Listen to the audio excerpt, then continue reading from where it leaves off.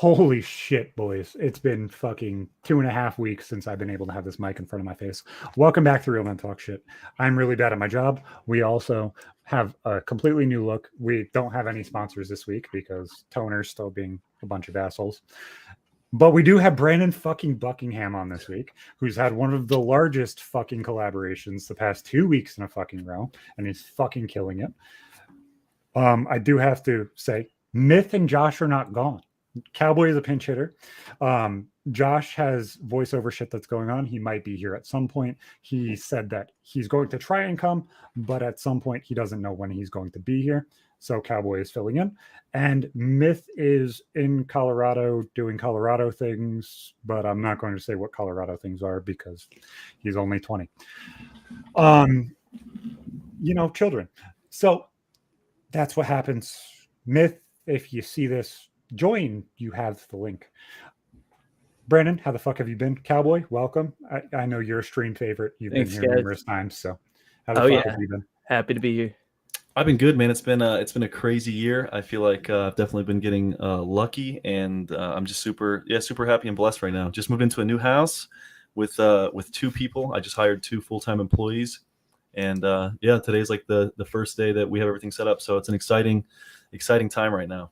Hell yeah, that's awesome, man. I kind of saw like this last year for you documented as you were posting. I mean, you posted weekly. Are you still posting weekly? Have you maybe skipped a couple weeks, a month or 2 back?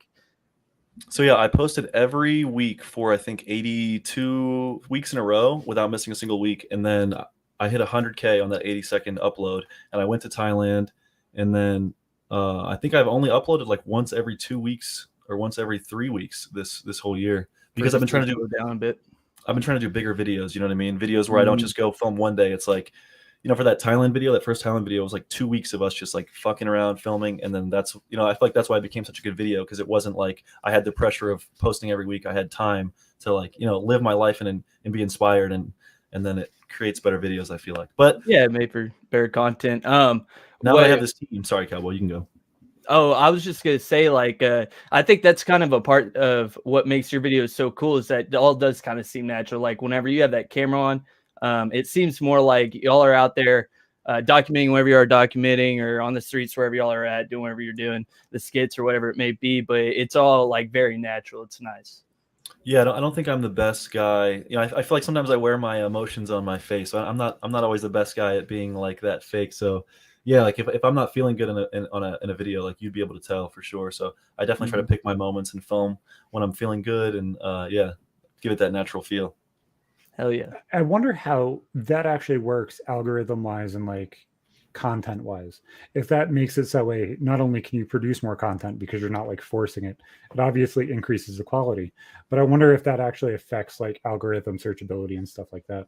Like with a podcast, I wonder if like you create like 3 episodes one week and you don't create one the week after, how that would actually affect search and kind of that stuff. Because like you see people like Rogan create 5 or 6 episodes in a week and then take like a month and a half off. It's just weird. I think once you're established and you have like trust within your fan base, then you can take time off. But like, I think if I would have taken time off like 70 weeks in when I was only at like 45,000 subscribers, I think I would have been people would forget about me much quicker. I think taking time off would have hurt me. You know what I mean? But oh, absolutely. I took time off when I hit 100K and I told my audience I was going to Thailand. So there was excitement building around what I was doing. I didn't just like leave on a low note. I left on a really high note. And I think that's why it was good. I think, yeah, if I had done it in a different manner, I think it kind of probably would have fucked my whole channel up, honestly. Yeah, it's definitely has the ability to shoot you in the foot because you don't know exactly what's going to happen. There's no necessarily correlation to say, oh yeah, if I create all of this content and release it all at once using the Netflix model, that doesn't guarantee that they're coming back tomorrow. It just guarantees that they might watch the content you release. And whether they save it for that time that you're off or that time that you're creating more, who the hell knows if that's going to necessarily be correlated. Yeah, so my mindset kind of changed from like the weekly uploads to like now I'm thinking like, how can I make a good video that's big? I'm thinking like big stuff. So it's helped me in that regard. But I think if I dropped a video next week that was kind of mid and then I took time off, I think it would really fuck me over. So I'm a bit anxious because I do want to keep the momentum going. But that's the internet game, you know. Yeah. You're absolutely. You're hot one minute, you're not the next. The real key I tell people is like, it's not about whether or not you're going to cool off from being hot. It's like if you can handle being cold or not. That's actually a De La Soul rhyme. But yeah, it's not about if you're going to do good the whole time. There's going to be those valleys. It's just about if you can continue and persist through those valleys, you know. Yeah, exactly. No, I completely get that. And the inconsistencies of it makes it so complicated and convoluted to just like look at it in a sphere of who the hell knows what's going to happen next. You sat there and brought up Thailand a couple times, and those stories were absolutely insane. The videos that you made were some of the most beautiful things I've seen online, in my Very, opinion. very entertaining shit. Please stop sending foot pics and private messages. No, motherfucker. Pay for my OnlyFans. You want to see these potatoes? They've been really, really fucked up. I guarantee that in the grand scheme of things, if you paid me $10 to see my feet, you would love it every single second of it. Also, fuck you. I was about to say there's not enough feet. That's what I was saying. We need some more toes in this show. Yeah. No, this That'd be is a on Patreon Twitch. goal. That's a great way to get banned really quick is to show your feet. Really? But yes, that's against TOS because it is considered sexual content. But if I have Converses on, that's fine. Can I show the Converses? Yes. With some sick It's kicks. showing socks and showing feet. Both of them can get you banned. Wow, that's crazy. Yeah, that's yeah. I have no aspirations of being on Twitch because I think I would probably get shut down pretty quick. Yeah, it's kind of a very touchy place. Like there's some things that like you think you wouldn't even be a big deal. You can't even say. I mean, Yeah. It also, some things depend on context too, which is really fucking Mhm. weird because then you're trying to make a living based off of the words you say, but some of the words you say might be taken out of context and shown to Twitch. It's a lot of semantics, right? Because you could say hateful, mean stuff just in a nice way. You could wrap it in a nice packaging and it would fly. Or you could say something that isn't that mean, just in the wrong contextual manner, and it can get you fucked. So, yeah, it's a lot of semantics and just wordplay shit. Oh, it really is. So, do we want to go into like YouTube stuff that we were talking about right before the show started? Do we want to start doing some prank phone calls, or do we want to watch the video that I have saved that is absolutely hilarious and probably be like 2 minutes worth of content? Let's let Cowboy make that executive decision. all right, I think we should probably start with the prank phone calls because the thing about it is a lot of these phone numbers that we have, they're all on the West Coast. We only have like an X amount of time before those businesses and establishments close, and I feel like they need to be fucked with before then. Then maybe move on to something else after that if you are cool with it. I'm game, yeah. Whatever you guys think. All right, let's do it, Okay. Brandon. So obviously we'll let Brandon choose whether he wants to go first or he wants somebody else to go first. Yeah, let's see you guys set the standard. I'd like to see you guys set the precedent of prank calls. Oh, okay. So Cowboy, I got one for you. Okay. All right. Let's hear it. You're going to do your follow-up to the one that you did on stream. Obviously, not everybody here has seen your stream one, so feel free to just take some content from that one. But that is a nice little pet store that I dropped in the private chat. And feel free to go off, my friend. I gave you 5 minutes to get ready, and you're still looking for your phone. No, I put my phone up, so I went grab it. We got Brandon Buckingham on the show this week. That's an important thing. I'm small time, Cowboy. Don't get it mixed up. So All right. to like make the show better, I wanted to do prank phone calls for the longest time on here and like see how it worked and see how we could interact and enjoy them. So I started doing them live on Twitch, and it was a fucking blast. One of the times we had like a full group video call going on behind the scenes that the stream could hear, but obviously the caller couldn't because they're not going to be able to hear us. It's just going into the mic, their audio. Cowboy is fucking fantastic. All right, Yeah. now I do need to know where this pet store is and what the name of it is. It is just labeled as pet store, and it is in California. Fair enough. There you go. Are we ringing right now, Cowboy? We're ringing them up. What the fuck? But you have reached a number that has been disconnected. Oh, come on, Zach. 0 for 1.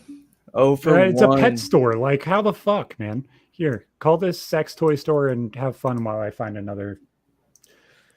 All right. We're doing it live, boys. We're doing it live. You gotta have some troubleshooting. But yeah, Zach, exactly. you brought up the Thailand videos. I have like 80% of the stuff I filmed in Thailand is still unreleased. That's fucking insane because some of the doing 15 different things at the same time. But yeah, people thought because I was in Thailand and I wasn't uploading, I was just like, living it up. Oh, he's doing X, Y, and Z. He's not grinding. I filmed every week I was in Thailand. You know what I mean? Every week. Hours and hours and hours of content, I'm sure. Are Yeah, you going to release all of that? Do you have plans to release that or? 100%. That was where I was going. Yeah. Fuck. We were really, me and Zilakami were like really like dead set on having a Muay Thai fight. So that was part of the reason that it was distracting me from editing is that we were like doing 2-a-day Muay Thai sessions. You know what I mean? Word. Yeah. Did you feel like consolidating them into individual videos where you're like, this is what Thailand's like, and this is the Muay Thai stuff that me and Zilla were contemplating doing, and like trying to separate them so that way it was like what you enjoyed and then what you were doing as well, and kind of like flipping back and forth in between them, or were you like, this was week one and just showing everything? No, it was so that first video was like just a compilation of like the first 2-3 weeks I was there, but everything else was like dedicated videos. Like I have a video exploring the red light districts of Thailand, or inside the red light districts of Thailand. I have life as a ladyboy in Thailand, where I interviewed 2 ladyboys. I have a day in the life training Muay Thai in Thailand. I have taking a single father out for the night of his life, where we took one of our Muay Thai coaches out on Valentine's Day and like got him drunk and bought him I got him my favorite escort, Bao. Shout out to Bao. Hell yeah. I have a video eating bugs with Thailand escorts. That's going to be a video. There's a lot of exciting stuff. So, and then like the stuff that I did in Chicago. I don't know if you saw it, Zach, but I went to O Block. I have 2 videos from inside O Block that were like fucking really hard to pull off. No, I gotta watch those. They're not out yet, but one of them is like sus rapping in O Block, where I went to O Block and was doing like homoerotic rap bars, showing them my homo street spirituals. And then I went back there because it's such an interesting, notorious block. I went back there and I did like a serious interview video about what it's like to grow up in O Block, where I interviewed kids, I interviewed teenagers, I interviewed adults. I got Ocho Mana on there. So yeah, there's a lot of exciting stuff. Then I went to a porn convention. I went to Exotica, and I dressed up like a cow. And the porn stars were like drinking milk out of my udder. I had like a syringe and cut a little hole in my udder and was like squirting milk everywhere. And then I did acting like I'm the man at a porn convention. I have like fucking 12, 15 videos in the vault. So I'm excited. So when you release that cow video for the porn convention, you need to share it on the subreddit HuCow, because everybody will fucking die laughing. Okay, hell yeah. I didn't even know what that was, but I gotta get hit. It is, they've talked about it on PKA a couple times. It is a fetish where you dress up as a cow and become bred and you squirt milk out of your tits. What? As you're getting bred? So you have to be lactating. You have to be able to lactate. That's crazy. I talked to one of the porn stars, like had this fetish where she loved food being dumped on her. So she loved the milk thing. She loved having milk. It's about it. Hey, teach their own, whatever they're into. Oh yeah. To me, it's just funny either way. Food was the most fucked up thing that, like the first fucked up thing that I found online. It was some girl eating cereal out of another girl's ass. Was it Fruit Loops? Yes, it was Fruit Loops. I wish I didn't know that. I've definitely seen that video. What a horrible thing. The amount of porn that like I feel like the average fucking middle-aged or like in their late 20s, the amount of porn we've consumed or the average person's consumed. Oh, it's horrible. It's terrible, bro. It's so bad. Yeah. Can I say vagina on Twitter? You're good with every normal word except things like the C word. Oh yeah. This, private chat. Oh shit. Racy stuff, that kind of stuff. What? That word? Can't even, man. Oh man, I gotta check my vernacular here. This is about to be a disaster. It's process, bro. Those aren't even bad words. Those aren't even bad words. Some of them do depend on context, but it's also very, very hard for them to understand the context of a 2-hour-long podcast when they're looking at 30 seconds. Yeah. So like it depends sometimes, but it's just easier to not use them. Yeah, makes sense. All right, I will watch my mouth. Are we ready for this this prank phone call? I think I have it put in. I was gonna say, I think the first most bizarre thing I ever saw, one of my buddies showed me a pink sock, and immediately after showed me nugget porn. Are you familiar with either of those, Brandon? No, my imagination's going wild. Pink sock. I'm imagining a prolapsed anus. Yes, that is exactly what it is to the fullest extent. I mean, I'm talking thigh highs. What a horrible, You know? what a horrible thing.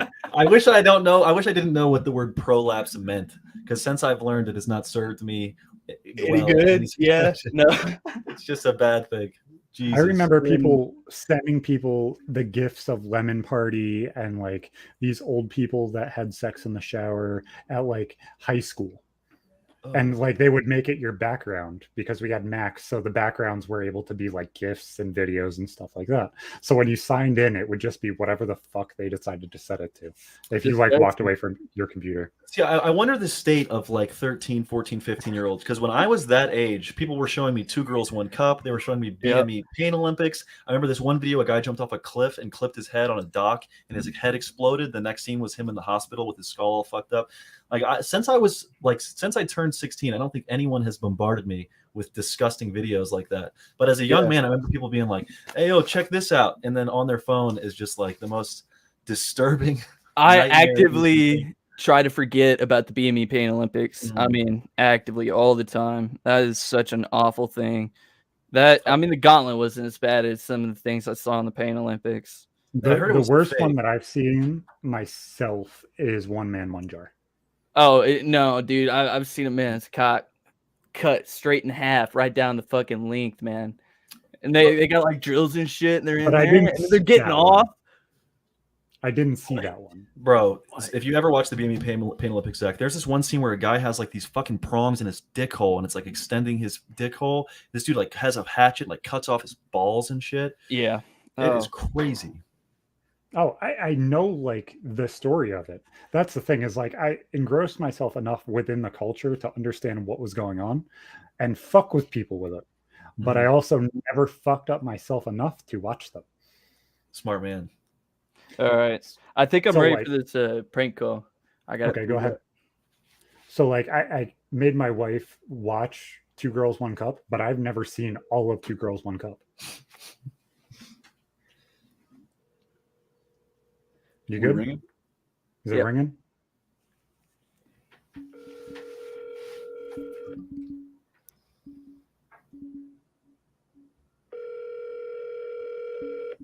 At least it's actually ringing.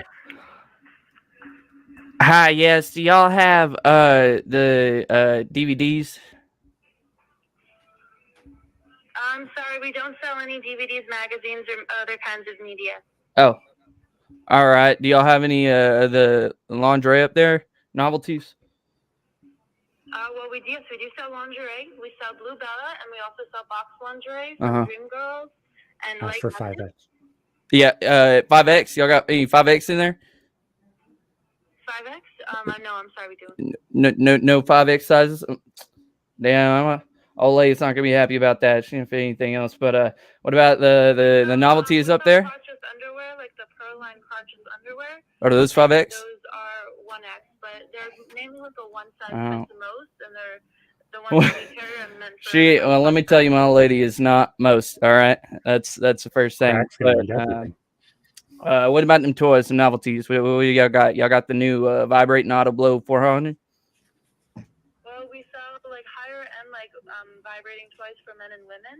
We sell some Bluetooth activated toys as well. The Bluetooth activated toys. Can I hook that up to my hearing aid?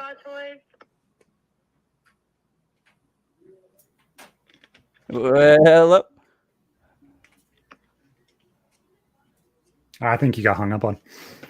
You asked her about hooking up to your hearing aid, and all of a sudden she's gone. Yeah, she didn't appreciate that one. No, I wanted to ask for movies. I was gonna ask for like Butt Dusters 3, fucking The Last Ass. You know what I mean? Or like fucking, just ridiculous shit. That place seems a little bit fat phobic. They don't have proper differentiation between sizes. That is, isn't it? It's fucked up. One size fits most. One size covers half crack. One That's what they star. should have said. Yeah. That's what the title should be. One size covers half crack. Yeah. One size can fit one leg and cheek. Dude, I really wish I want could have that called that bariatric surgeon in Mexico because I was going to tell them that I'm anorexic and have bulimia and I need to experience having half my stomach stapled so that way I feel better about myself again. Yeah, cut my shit open, please. Because I want them to tell me I'm not fat. I think that would be hilarious. That would be funny. So what's next on the prank call agenda? Okay, so we have a Walmart, a Target, a car dealership that is in Compton, which I thought was hilarious to try and get a car with blacked out windows so that way you can fuck some fat bitches in there. Another dealership, and then the sex toy store that he just called. Okay. Would you like one? And do you need an idea or do you have one? I can just try to fucking free ball it. If it's shitty, it's shitty, but I can try my best. It is what it is, man. All right, yeah. Yeah, well, you're cutting out. Plethora. Which one do you want? Just drop one of them. Let me know what it is, and then I'll call them and see what we can do. Okay. So we'll do the dealerships back to back. Just that way. You have one and I have one. All right. Do you want to call this first one? Ford. Yep, there you go. I don't know what the fuck I'm gonna say. We'll see though. Ford, get you an Escalade and try to pimp it out. You need something to give you some cred out there if you're gonna have to. Calling Ford, Buick, GMC. If you know your party's extension, you may dial it at any time. For sales, press 1. Service, press 2. Sales. Yeah. Thank you for calling Fania Automotive Group. How may I assist you? Hey, what's your name? Hello? Jasmine? Jasmine. I'm going to cut to the chase, Jasmine. I got a lot of ops in the area, and I need a car that's coated in Teflon. Do you guys have anything like that? Oh, I'm sorry? A car coated in Teflon for when the ops get to bussing my way. Mm-hmm. You have bulletproof stuff? Just 1 second. Just 1 second. Oh, they got me with the fucking waiting time. They're transferring me. Fast. Transferring to the military section. Where's this again? Is this in Compton? Yeah. That one's just in California. Okay. Thank you for calling my car park. This is Steven. How may I help you? Hey, Steven. I'm looking to get a car that has some bulletproof windows, maybe some blacked out shit going on. What do you guys have? Oh, man. Let me get you one myself. Give me 1 second. Okay, another transfer. Damn. They are Joey fucking speaking. with you. What? Hello? It's Joey speaking. Joey, how you doing, brother? Pretty good. Yeah, so I'm looking for a car that's going to offer me some protection. I got the ops rolling around. I'm kind of a hot shot. You guys have anything with blacked out windows, bulletproof shit? Let me check. Let me check. That was a phone getting shut down. Absolutely. That phone got sat the fuck down. You think so? Yeah. Damn. The trade wall? We're checking on the trade wall, okay? Hang on. Checking on what? We call it the trade wall. So sometimes we do, hold on, let me check what's it. We do get trade-ins from the law enforcement. Yeah, I need They have a plate with us. I need a cop car or something, dude. This shit is hot for me right now. You have any advice for me? Like I got people fucking showing up to my mom's house, shoving her around, threatening me. They're firing fucking bullets through my Prius.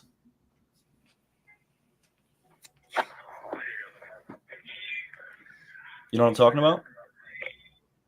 Hang on. So there's one available, but it's not bulletproof. It's not bulletproof. So, I mean, what do you expect me to just ride around fucking vulnerable? I got a lot of people on my tail, Buster. Hang on, let me see what else is available. We have several. I just have to make sure. I don't know. It doesn't tell me here in the system if they're bulletproof or not. Well, I could come down there and fire off some rounds at your vehicles, see what can stand what. You know what I mean? Check. Hang on. Just want to make sure because we have 3 different locations. I'll make sure it's at the right location. Hang on. Yeah, you tell me the location. I'll pull up there and start fucking knocking people around.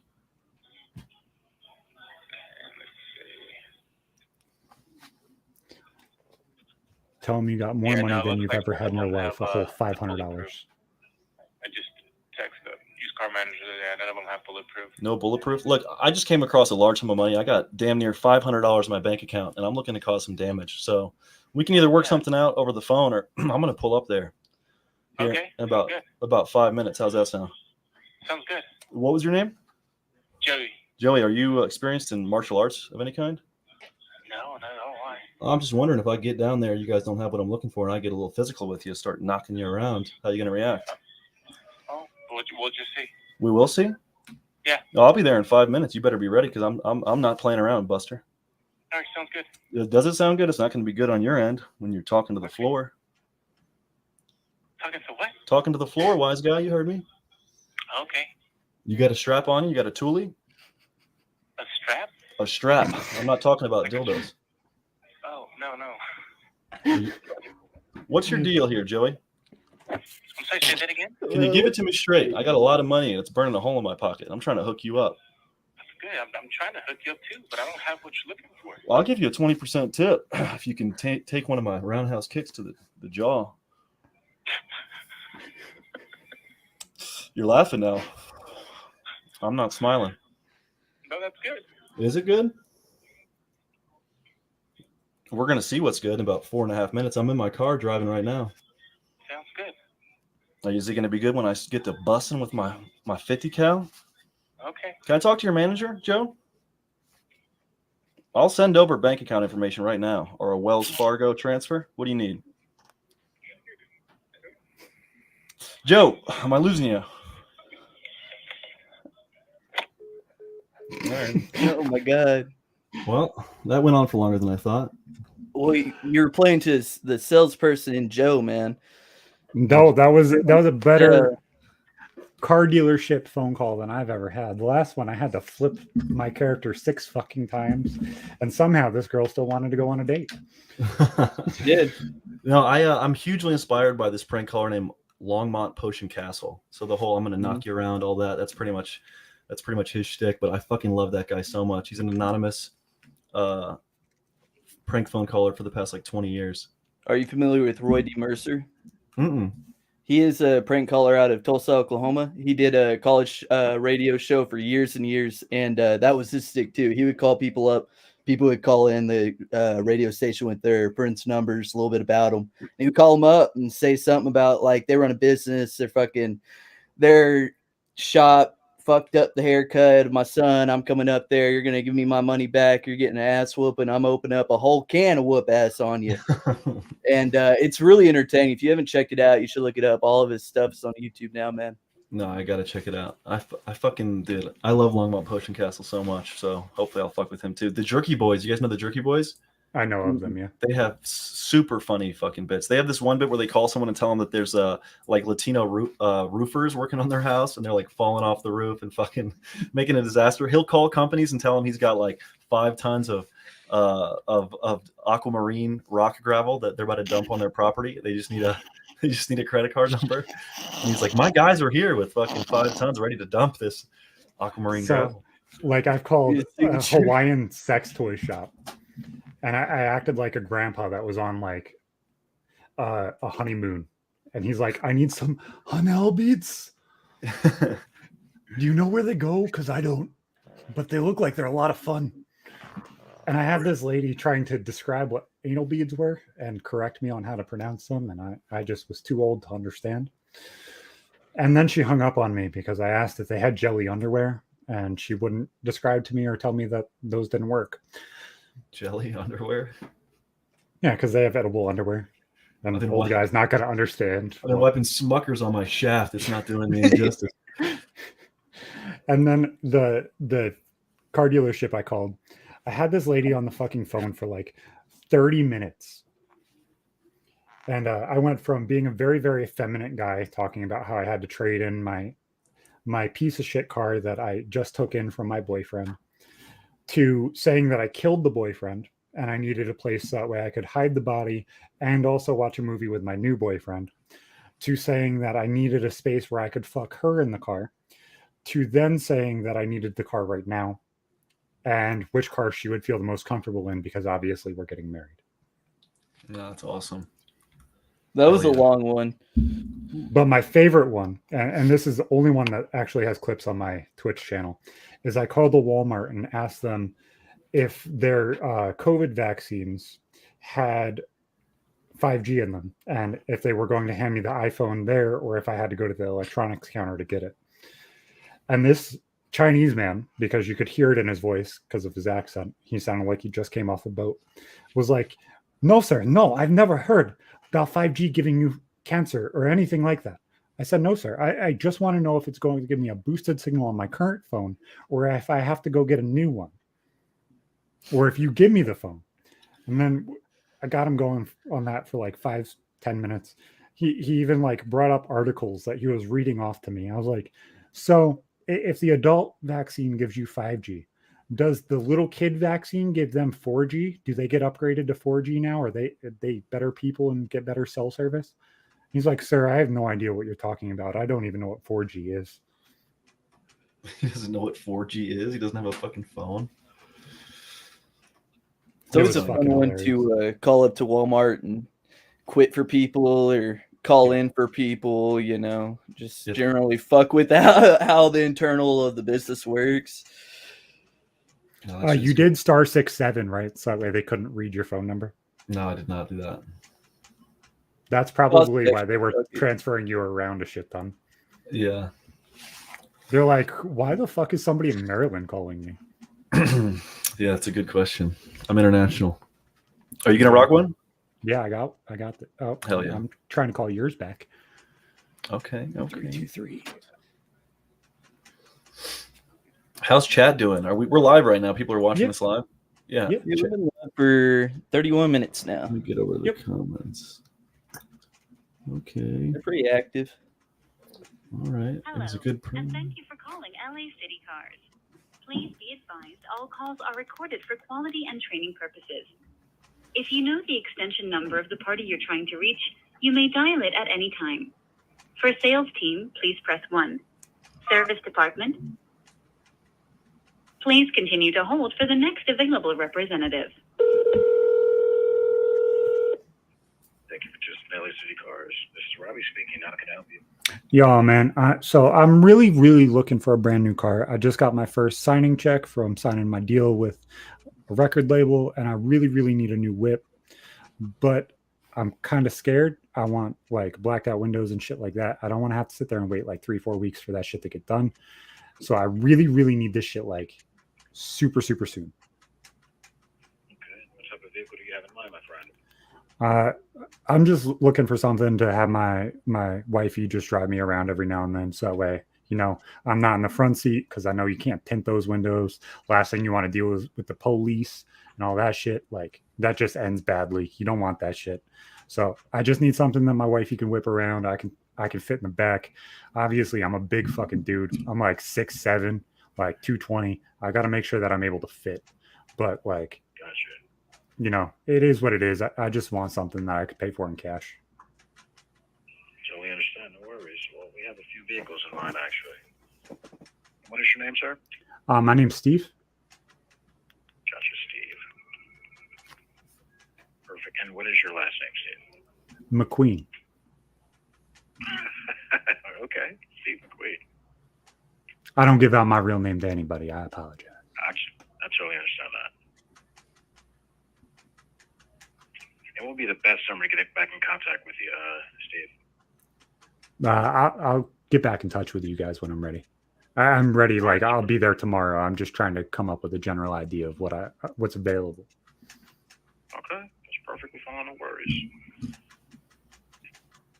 So we actually have the Maserati. We actually have a few Maseratis. They're already blacked out and tinted and everything. You have nothing to worry about, with the exception of the front windshield. We have a lot of different vehicles. Are you familiar with the BMWs or the Mercedes-Benz? Would that be something that you may like? So I got like a really, really weird car taste, man. So what I'm looking for, because I hang out in Compton a lot and shit like that, I want like a 2002 Honda Accord with everything just blacked out. I don't really think we have a 2002 Honda Accord. I'm just being a little sarcastic with that, but like, Right. I don't want to be flashy. I want to be able to hide in plain sight. So literally, I'm not riding down in the middle of you know, the hood Right. with a Maybach. I mean, even if you did, I mean, it's perfectly fine.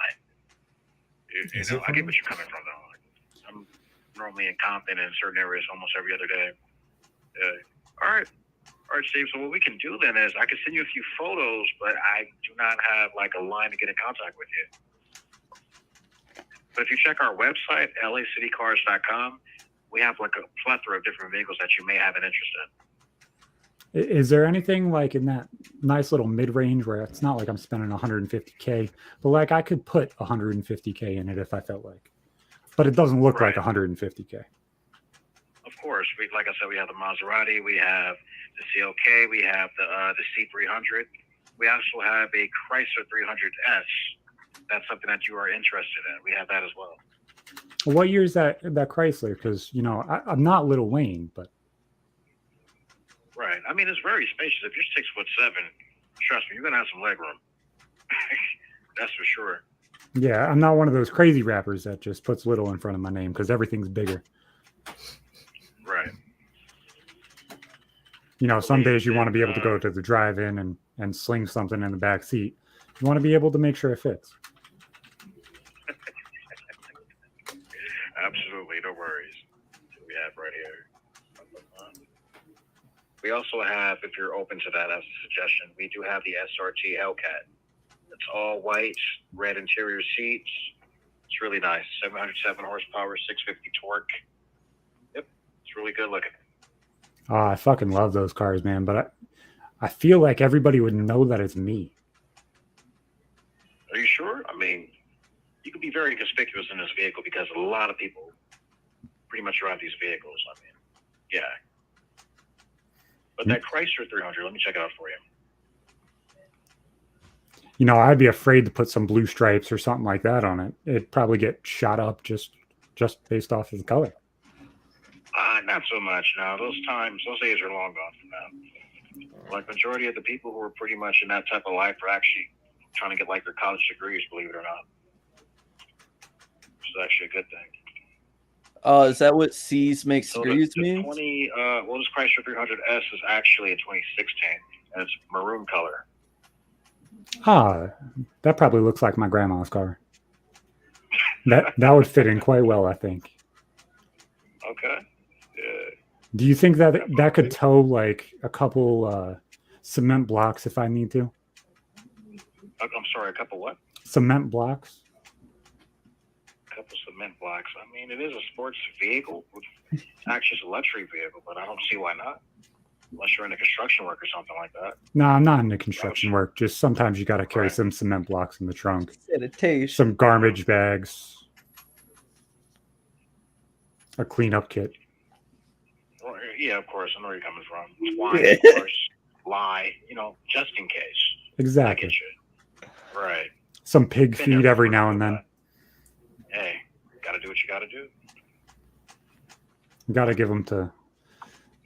But yeah, we have exactly what you're looking for. Okay, man. Well, thank you very much. My pleasure. Thank you. He caught on way too quickly. He was too chill to keep fucking with.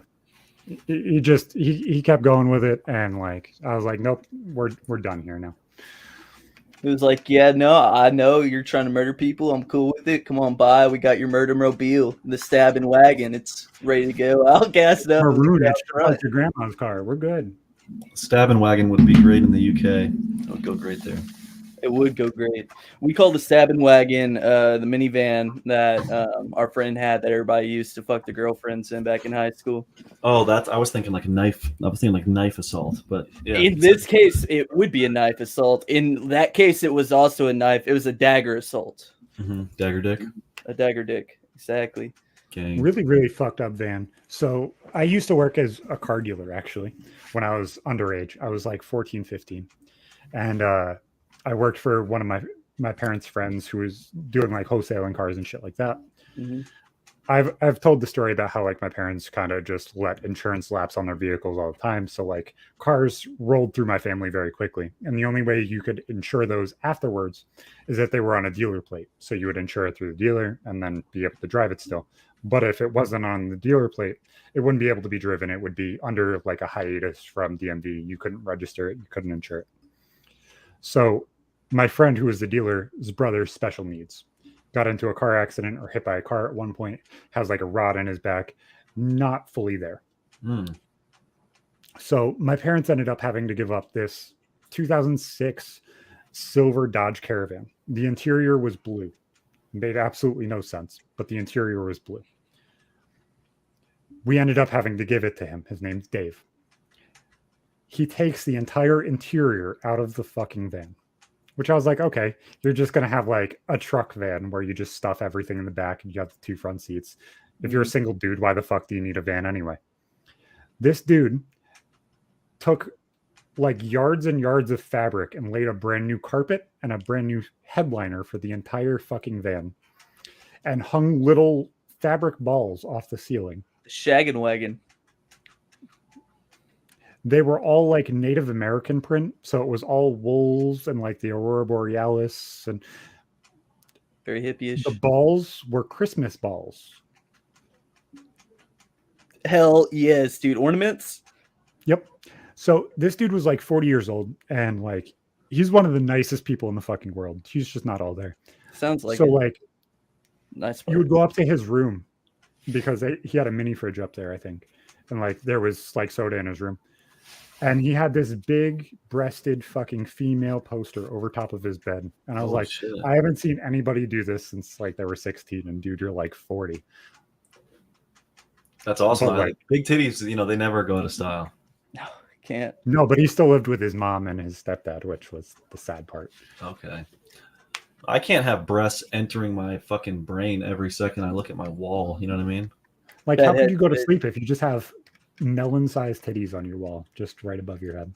That's gonna fuck with me. I can't have that, bro. I don't even like.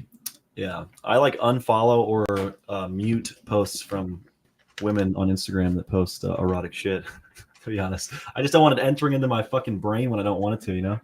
Exactly. Yeah. Like I have my own secret times. That's all I need. Everything else is perfectly fine. I just want to live normal life. Well, it's like shoved down all media channels these days. You know, there's asses and tits on every Instagram channel, getting ads, you know, Twitter pages, all of it, man. I mean, clickbait, you know, it's everywhere. I mean, porn is one of the biggest industries on the internet. Definitely. It's like it's a sexual mind assault. How are you gonna keep your dick out of your hand, Zach? That's what I'm wondering every fucking day. How can you? How can you? Like, the shit is what it is. When you got ADHD, the shit just goes, man. ADHD it just goes and goes. Yeah. So sorry, Cowboy. You lose focus with ADHD every time. Like you're focusing on like homework or whatever, and it's just like dick. Dopamine right now. You know. Yes. So yeah, Zach, do you think so? You've watched some of my content. You've obviously we've had conversations and everything. Yeah. From your perspective, do you think I have ADHD? I think it's probably a good possibility. Normally very, very creative people, normally very, very intelligent people generally have ADHD or somewhere in that spectrum, whether it's a little bit or a lot of it. It kind of just depends on like who you specifically individually are. Like it can even manifest things like anxiety, eating disorders, and like it runs the gamut, which is the crazier part, because everybody looks at me like, oh, you have ADHD, you're just searching for meds or something like that. And it's not that in the slightest. Yeah, no, I've never been diagnosed or anything. But yeah, I don't know much about ADHD. What I would do is go in without knowing anything or just having like general conversations about it. Talk to a psychiatrist, get diagnosed if they feel you should be diagnosed. So that way you're not going to sway them one way or the other. Sounds like I need health insurance. Well, Obamacare tells you you're supposed to have that shit. Yeah. No, I mean, I paid for health insurance all of last year, and I didn't use it fucking once, so I opted out this year. Don't need it. A lot of them now are remote and shit, though, so it's like $100 a visit. Okay. Yeah, I was on Kaiser Permanente last year, and now I don't have fucking anything. Yeah, a lot of them are super, super cheap compared to what they used to be. It used to be like a couple $100 per episode. Let me just restate this. Josh is in a voice acting lesson or meeting. He will try and come at some point. Myth is in Colorado doing Colorado things, even though he's 20. dipshit. He got no, you're good, man. I'd rather restate it so that way you guys aren't confused and questioning why he posted it, but he's not here. He just had prior engagements that were thrown on him last minute, so neither one of the boys are here. Josh should be here, hopefully, probably the last 45 minutes or so. It's just kind of waiting for him to be able to be here. He said that his meeting should be about an hour. I figured I was going to give it about an hour and then restate it, but you asked the question. I'd rather answer it and cover the topic while I was able to. Yeah, I wonder if the people here in chat live right now, if they know like who I am, or if they're perplexed about who this fucking long-haired mustache dude is. Well, I actually kind of wanted to talk to you a little bit about some of your content. You've done a whole bunch of stuff. One of the big things was the ICP, meeting of the posse. What is the meeting of the Gathering the Juggalos, Insane Clown Posse. Whoop whoop. You know what I'm talking about? whoop, whoop. Gang. Yep. Yeah, that was a big video, bro. That was definitely a blessed video that went crazy for me. So, yeah, that was exciting. I went to the Gathering of the Juggalos last year. I'll be going again this year. When I pulled up to the gathering, bro, I was like mad. I was like mad off put because the vibe is crazy there, and there's hella tents, there's hella people. But once I like settled in, bro, they were really cool, accepting, kind people. You know what I'm saying? If you're not coming there with judgment, you're not being mean to them, because most people, you know, take it as an easy dunk to be mean to them. But I just talked to them. They would take one look at them, right? Yeah, they fucked with me, bro. They accepted me. I obviously didn't fit in, and they treated me like I fit in, and they were cool. And then now I'm gonna go back this year, and I'm gonna become a juggalo. I'm gonna get dressed up, and is there any sort of like indoctrination thing? Like, do you have to take like 3 whippets in a row and then smoke a crack pipe, or like, is it probably nothing like that? It's like you just gotta be rep. It's all a big family, they say. So you gotta rep the fucking. You got to drink at least 3 full bottles of Faygo Cola. You got to drink Faygo. You got to say whoop whoop. You got to be dressed in the proper regalia, and you got to be down for the fam. You know, Juggalo fam for life. Whoop whoop. Hell yeah. You also got to be very careful because you can't listen to Eminem around them, otherwise they're going to get really, really fucking mad. Yeah. Wait, really? That's a thing? And ICP, like, they hate pedophiles, so they're always fucking around with Chris Hansen. Like, Chris Hansen was at the last gathering. Like, they're like hella anti-opiates and hella anti like pedophiles. That's good shit. So you don't see any opiates around the gathering of the Juggalos then? Nah, because I was asking what their favorite drug was, and everyone's saying like weed, mushrooms, whippets, and they were all adamantly like, yeah, we don't fuck with opiates. I'm sure there is an opiate problem, but they you know, it's not like publicly accepted. Word. Yeah, well, I mean, that's great. That's everywhere. Opiate problems everywhere. But yeah, they don't fuck with that shit. They're not promoting opiates at all. Sounds like they're more into like the trippy stuff, the hippie party stuff. Mm-hmm. Hell yeah. But yeah, I like the fucking Juggalos, dude. They fuck with me, and I fuck with them. It seemed like a dope atmosphere to be in. I've been in a couple of fests, but nothing quite like that. You know, that was just wild. The other one, if you look through the comments of that video, there's a lot of people being like, "Oh, these are garbage people. These are trash people." Like, just being very negative. And you know, it's fine if you draw that conclusion. But yeah, I'm going in there just, you know, ambivalent. Well, I think everybody sees the whole. We're going to claim them as a gang. We're going to claim them as a national threat, and everything else is like this big, impressive thing. When if you have enough numbers and you have enough people, and there's negative people within your group, which there's going to be if you have enough people, you're probably going to be claimed as a gang as well. Yeah, it's like the outliers spoiling everything. But yeah, I like them. I think they get a bad rap. Obviously, they have a bit of an interesting community. But yeah, I like the Juggalos. I do, and the gathering is fun. I've seen so many people with Hatchet Man tattoos. It's insane. But also at the same time, it's like the only 2 people that have called themselves Juggalos or Juggettes. The Juggette was ridiculously ugly, which I guess is stereotype, but not trying to stereotype. She was ugly and high off her ass all day, every day during high school. And then the dude ended up being a Juggalo, and his name's Mark, and he got beaten up by a adult woman when he was in 3rd grade. We can tell that story if you guys want to, but you know, that's up to you guys. Yeah, how did a 3rd grader get fucking beat up by were there cops involved? There ought to be. No, that's the funnier part. Okay, so this goes back to when I was in 2nd grade, because this kid was my next door neighbor, but a year older than me. He was like his brother was the same age as me, but he was held back a year, so they kind of like straddled my grade. One was in 1st grade, one was in 3rd grade. So I moved into this apartment complex. It was 4 buildings, and they were all like separated. They each had like their own little individual yard, and it kind of just smoothed its way out. Like there was a driveway that went through all of them, like a normal apartment complex. Mhm. And it was like duplexes that were stuck together. So it was a top and bottom apartment, hallway, and then another duplex. Mhm. And it was like 2 of those stuck together. So there was 8 apartments in each building. They were the ones that were right across the hallway from me. So straight across, that's where they were. Comes into play later on. So me and this kid got into fist fights all the time, like normal kids do. I see this as an adult now, and I'm like, that's normal shit. He was probably about 60 pounds bigger than me because, as you can see, I'm a skinny fuck. Like, I just am. Like, I fucking get it. Heterosexual twinks. Yeah, I'm just one of those skinny ass motherfuckers. So I always have been. Like, I've always been underweight, extremely strong for my weight, but tall and skinny. And this kid was tall and fat.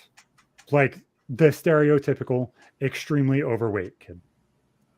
And he had bright fucking red hair and freckles everywhere. But we loved wrestling at the time. So like we always would fuck around and start wrestling and doing the rock bottom and trying to teach ourselves how to choke slam each other and shit like that. Yeah, because this will be in the late 90s, right? So this is when like fucking This WWE is was popping. early 2000s. So Yeah, this that's is what like the Rock's explosion right after Stone Cold. Stone Cold, yeah, bro. This is Chris CM Jericho, Triple H before CM Punk. This is like start of John Cena. My personal biggest inspiration, my mentor, the person I like everything he does, I mimic, Chris Benoit. I mean, he's literally like my hero. You know what I'm saying? Is he the snake guy?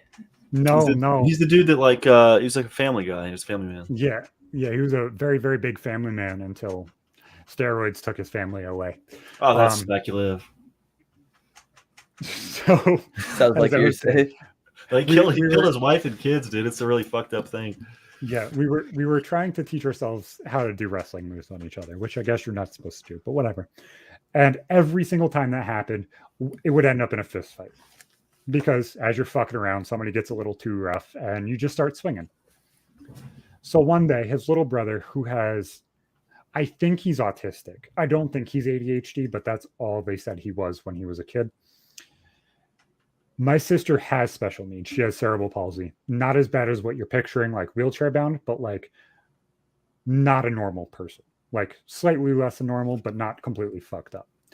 She was learning how to ride a bike, and so she was riding around on the basketball court with her little training wheel bike at like 5 years old. He runs up and breaks both of the training wheels, just kicks them as hard as he can to like shatter the plastic out, and she fell. Mm-hmm. It's a good So kid. I ran up behind him and sucker punched him and beat the shit out of him. Mhm. Builds character. Yeah. Beat the living piss out of him. Mm-hmm. So his fat fucking brother decides to walk out of the apartment and try to jump me. Because this is who we all are. We get into a fight. I pick his fat ass up and F5 him on a rock. If you know wrestling, Brock Lesnar's famous move is an F5. Put him on your shoulders, spin him. Don't think his head necessarily hit the rock, but he hit the rock. And I thought it was done there. I told my parents, I was like, yeah, me and Mark got into a fight. Don't let him over for a couple days. Whatever. Just like, give me some space. I'm not going outside for a little bit. So my mom's lesbian ex-girlfriend comes, and she lived in Utah, and she's this really, really short, fat, butchy chick. Probably about like 5'2", and probably about 280, 300. Like the chick you're immediately picturing. Glasses, very, very short hair. The most stereotypical butchy chick you've ever seen in your life. She's like, you know what? I'm going to fucking deal with this. She gets in touch with her brother, who was like maybe 4 grades older than us. And her brother come over. Was there just a gunshot in one of your guys' rooms? No, my foot hit the thing. I'm sorry. Oh, it literally sounded like somebody shot a shotgun behind one of you. No, I'm sorry. So we all get in the car because we go to pick them up. And her brother Danny is like, yeah, I'm going to fuck this kid up. Don't even stress. Don't even worry about it. I'll take care of all this. 6th grader going to fuck up a 3rd grader. Right. That's not enough. So we pull up to an apartment building that isn't ours. It was the apartment building before ours. So it was building 2. And this fat little redhead kid says, "Yo, what up, Zach?" And before I can fully get out of the car, my door's open. Before Danny can fully get out of the car, his door's open. My mom's dykey ex-girlfriend gets out of the car, trips him with like the choke slam trip where you like sweep their legs and throw them at the ground, and just starts pummeling and beating the shit out of this kid. Jesus Christ. Like just beating the living hell out of this kid. Well, rightfully so. I mean, sounds like he had it coming, little prick. So Did my he mom- try to jump you again after that? Hold on, we're getting there. We're getting there. So my mom just starts screaming, "Karen, get the fuck back in the car. Get the fuck back in the car. Are you retarded?" So she finally gets back in the car after this kid's like curled up in a ball. And we get back to the apartment. We all get in the apartment, and you hear the front door slam because there was a front door and then the apartment doors. You hear the front door slam. You hear an apartment door slam. You know that person only went one place. They didn't stomp up the stairs. That is 100% Mark walking into his apartment. And you can hear him scream, crying. Mommy, this dyke bitch just beat the hell out of me. And we're sitting there hearing this shit. And we just start giggling. Because he has no idea where she went. His mom's like, "Mark, you're just fucking lying. Stop your fucking bullshit. Stop it." See, my mom's in the chat. She's going to say that all of this is true. She's just going to tell me I'm exaggerative. So he goes outside again with a baseball bat. Walked around the entire apartment complex looking for this dyke bitch. Nothing ever happened. So we end up back in the same school again after I moved and he moved and then I moved again. In like 8th grade, he walks up to me. He's like, "Hey, Zach, you know, I laughed the entire time that dyke bitch beat the shit out of me. Don't worry about it. It's okay." That's good, right? Is that good? I have no idea. The fat kid laughed. Okay. You got beat up by a 30-year-old woman. I couldn't I tell guess you if it was good or bygones are bad. going to be bygones.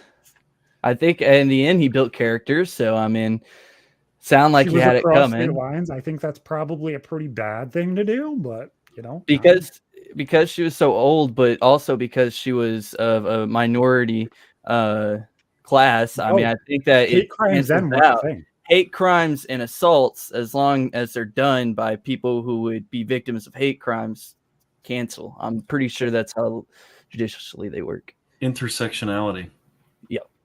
Right there. So Brandon, you know, we've kind of talked about some of the videos that you've done, but I bet you that were a the same majority size. of the people I bet you a majority of the people in the chat don't know your background. Like, how did you get into YouTube? If you want to talk about it a little bit. Well, yeah, I had a bit of a late late entry into the YouTube game. I went to college after high school. I was really into art. I went to college to get my bachelor's degree in film and animation. Got my bachelor's degree. I knew from the beginning I wanted to be a teacher, so my college had a master's program. Got my master's degree in education, became an elementary school art teacher, taught pre-K through 5th grade in Montgomery County, Maryland. And yeah, it just sucked, bro. I dedicated my whole life to this job and doing stuff that I thought I wanted to do, right? I didn't like college, but I was doing it for the end game of being a teacher, right? Yeah. Right. And then I get to where I'm going and I'm miserable, I'm unhappy. And I'm like, what the fuck? And that's when I start thinking, you know, like, what do I want to do? You know, I've done all this shit that's like, I'm being a good kid, right? I've got my master's degree. I'm a teacher. I should be happy. Yeah. And it's just not fulfilling for me. So then I started thinking, and I put in my 6-month resignation as a teacher, and I started filming for my YouTube show. I was a huge fan of Tom Green. He's like my biggest inspiration, Tom Green. And yeah, I just put in my resignation as a teacher and decided I wanted to do a YouTube show. I didn't exactly know what the fuck I was going to do, but I was inspired by Tom Green, inspired by Longmont Push and Castle, $1 Million Extreme, Sam Hyde, Wild Boys. And then, yeah, I quit my job as a teacher and started fucking being a YouTuber. It's pretty much it. You came to have a relationship with Sam Hyde, correct? I saw that you posted a video where you interviewed him a couple days ago. Yeah. So how that came about is last year around November, Sam's editor, Jet Neptune, shouted me out on his Instagram story. And I saw it and I was like, holy fuck. Like, you know, Jet Neptune knows Yeah, who I it's just am. weird how Shit, right? connections happen. Literally, like he hit me up and I was like, oh my god, Jet Neptune knows who I am, and I like really fuck with all of MDE. So it's like 8 months later, Jet invited me out to the Creator Clash, and then Sam got banned, and it kind of just divinely came together. And then Jet was like, after I filmed the video about at the Creator Clash, Jet was like, you should do an interview for Sam for the video, and then that's just kind of just got lucky, stumbled into my lap. Hell yeah, hell yeah. But I had That's emailed Sam like before I ever uploaded a video. I have emails to Sam back like 2017, 2018, 2019. But I emailed him when I started and tried to see like how I could work a collab, and he's just like, "Yeah, you're not about to pay me money for a collab." You know what I'm saying? yeah, it just Yeah. has to happen naturally. And then, yeah, it ended up happening. So it's just like divine luck, I guess. Really. Well, there's always that weird thing where it's like people expect money out of you, or they don't. And it's Now, like, it doesn't Mike, matter you if get it's some money. $50 or it doesn't matter if it's $1,000. It's like the amount of money doesn't matter. It's like you expect something out of me for us to have a conversation. Mm-hmm. You're either going to expect it or you're not. And it's really Yeah. weird where that line actually gets drawn. Like Well, I because contacted whenever you change that dynamic, it changes things mentally for two people having a conversation, I think. Absolutely. like I contacted, I guess his tag is the guy with the hair. He like he makes those clapping TikToks where he like makes songs that are like 30 seconds long. I was like, bro, you're popping. He knew McCringle Dingle. I guess they were in contact with each other because I guess they do improv stuff together. And he's like, dude, you should get him on. So I messaged him. He's like, yeah, I want minimum $50 for a half an hour. Fuck I'm like, that. dude, you can fuck right off. See, okay. Do you think that's a good deal, Brandon? Because I know that you paid for a little bit of time with Danny, and maybe had a little bit of a situation there. What happened with that? We don't need to get into it too much, but yeah. That was part of my entry into YouTube. It was April. I think I had like 6 videos filmed, and yeah, I'd been watching his content at the time. He had a tier on his Patreon that was called Release the Kraken. It cost $3,000.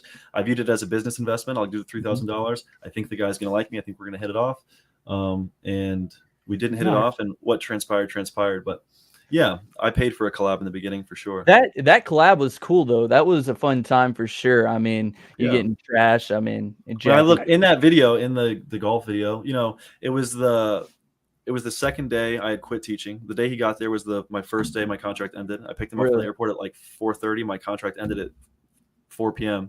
So I was in an exciting moment. I was really nervous. I was desperate. You can kind of smell the desperation on me when you watch that video, because it was a lot of money, and I had just quit my job that I had worked for 6 years to get and taught, 7 years of my life towards this job. I had just given it all up, and what I was doing was going to prevent me from going back into that. So yeah, I was a bit desperate in the way that like I wanted to just be noticed. I didn't want to go unnoticed. I wanted to be loved or hated. I think those first connections are the hardest ones to get, in all honesty. It's like the first time you connect with somebody that's larger than you, it does make you grow exponentially because you essentially don't have anything to begin with. When you have something, then it's like the first couple of collabs that you do obviously do grow exponentially, but after that, it kind of mellows out. So yeah, I think whenever that $3,000 collab dropped, the first day the video was out, I just gained like 200 subscribers. Next day, gained like 40 subscribers, and then flatlined. It really did not do much for me because I didn't come off that likable in the video, right? Yeah. So it didn't turn out how I had hoped, but it is what it is. Well, you definitely helped that a little bit. Sorry, go ahead. Why did you feel like you could make that jump, especially with how I cannot English tonight. Yeah. What made me comfortable? With how bad the uncertainty is, how did you feel comfortable making that jump? So that is a question that I thought about, because looking back on stuff, you're like your perception of it changes as time passes. You have a better understanding of your behavior, why you did certain things. Like when something happens in the moment, you think a certain way about it, but you might not really understand it till time passes. So looking back on it now, my brother passed away September 4th, 2019, my first Thursday with students in my classroom. And he was in the Air Force, and he was doing something that he didn't necessarily enjoy. And he was 13 years in. He had 7 years left till he retired. And I knew he was just sticking in it for that retirement. He wasn't happy in his last years. He wasn't doing what he wanted. And he passed away from a heart attack at 34. And that just made me think, like, man, like if I were to fucking die right now, like I would have died like with so much I had wanted to do, right? Like so much shit I'd wanted to do. So that just made me feel like I need to go now. It was 2020 just happened. It was a new decade. You know what I'm saying? Yeah.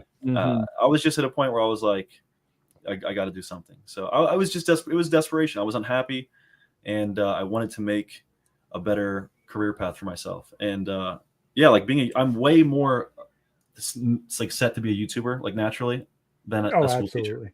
You know what I mean? And the stuff I wanted to do, like I wanted to be a teacher because teachers have a big impact on students. Like a good teacher makes a good art class, a bad teacher makes a bad art class, right? But it's a two-way street. Students also make classes. So I was in a really bad school with, you know, very underprivileged kids, and they misbehaved strongly, to say the least. So I wasn't having an impact. I didn't feel like I was helping these kids at all. I'm trying, but it's really what's happening is I'm getting upset. I'm not really helping the kids. It's just like a net negative, right?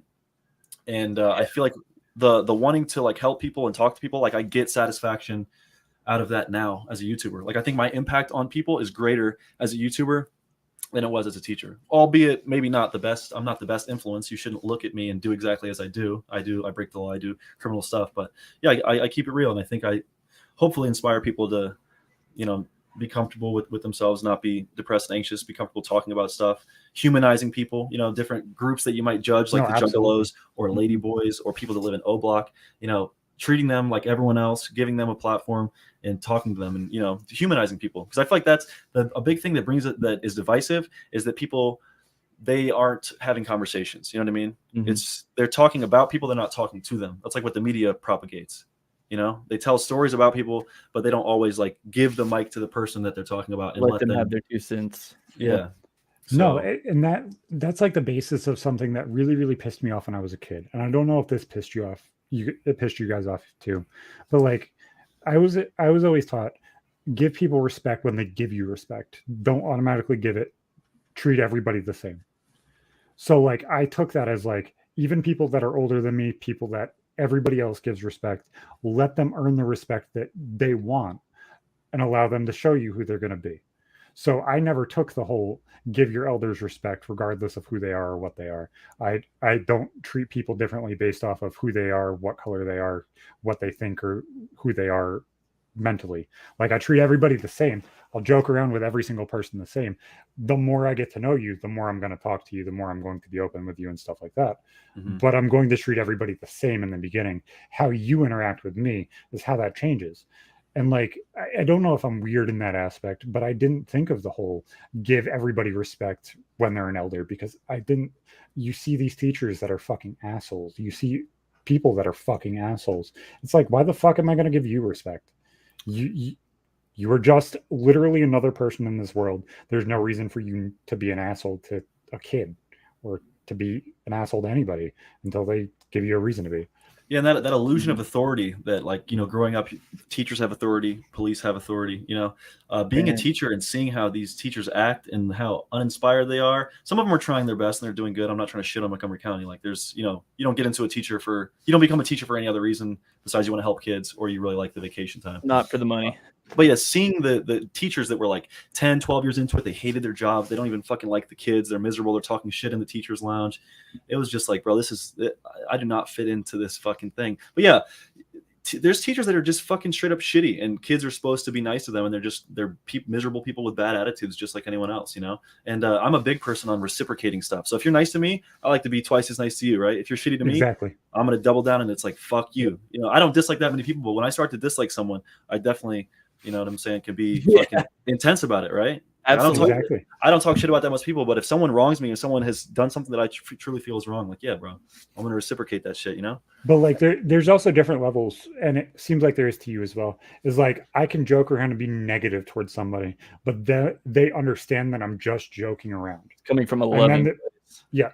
There's also a level to me where you will know that I'm fucking mad. Yeah.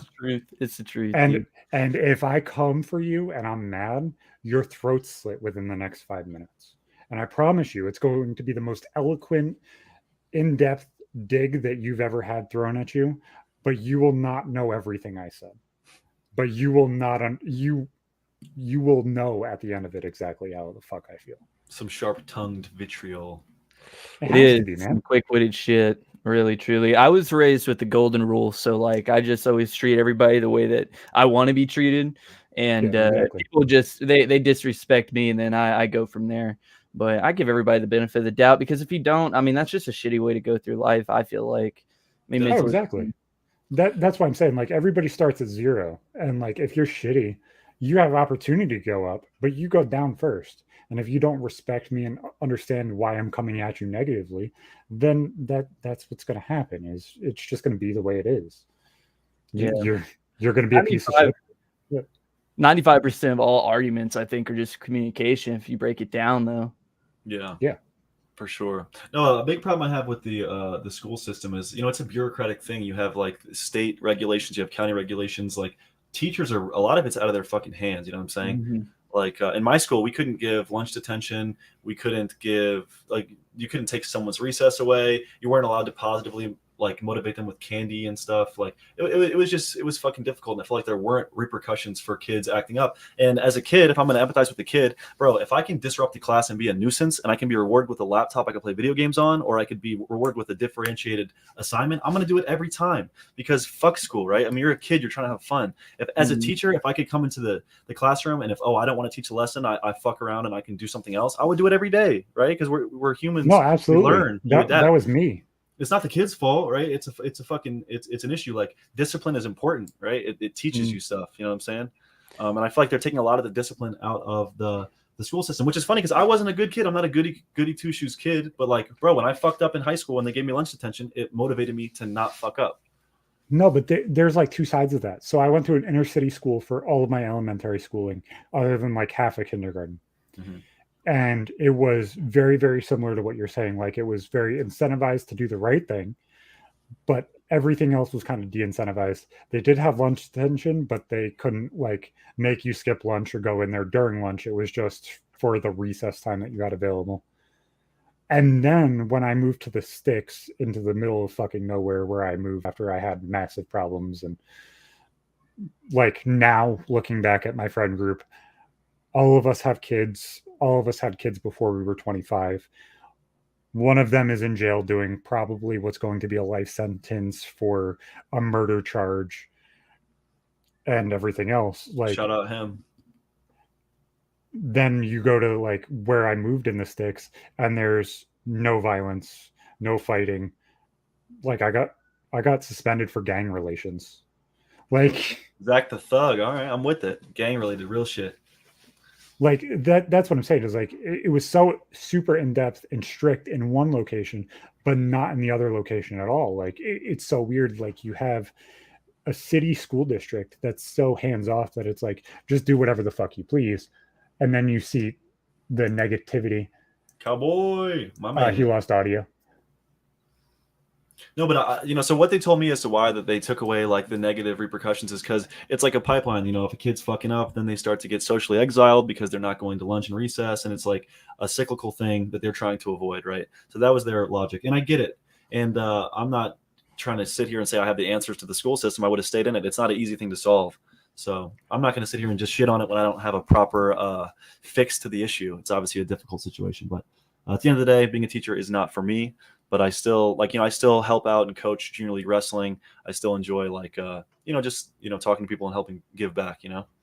Hell yeah! No, and the more life experience you have, the more likely you are to be able to aid those kids that need it.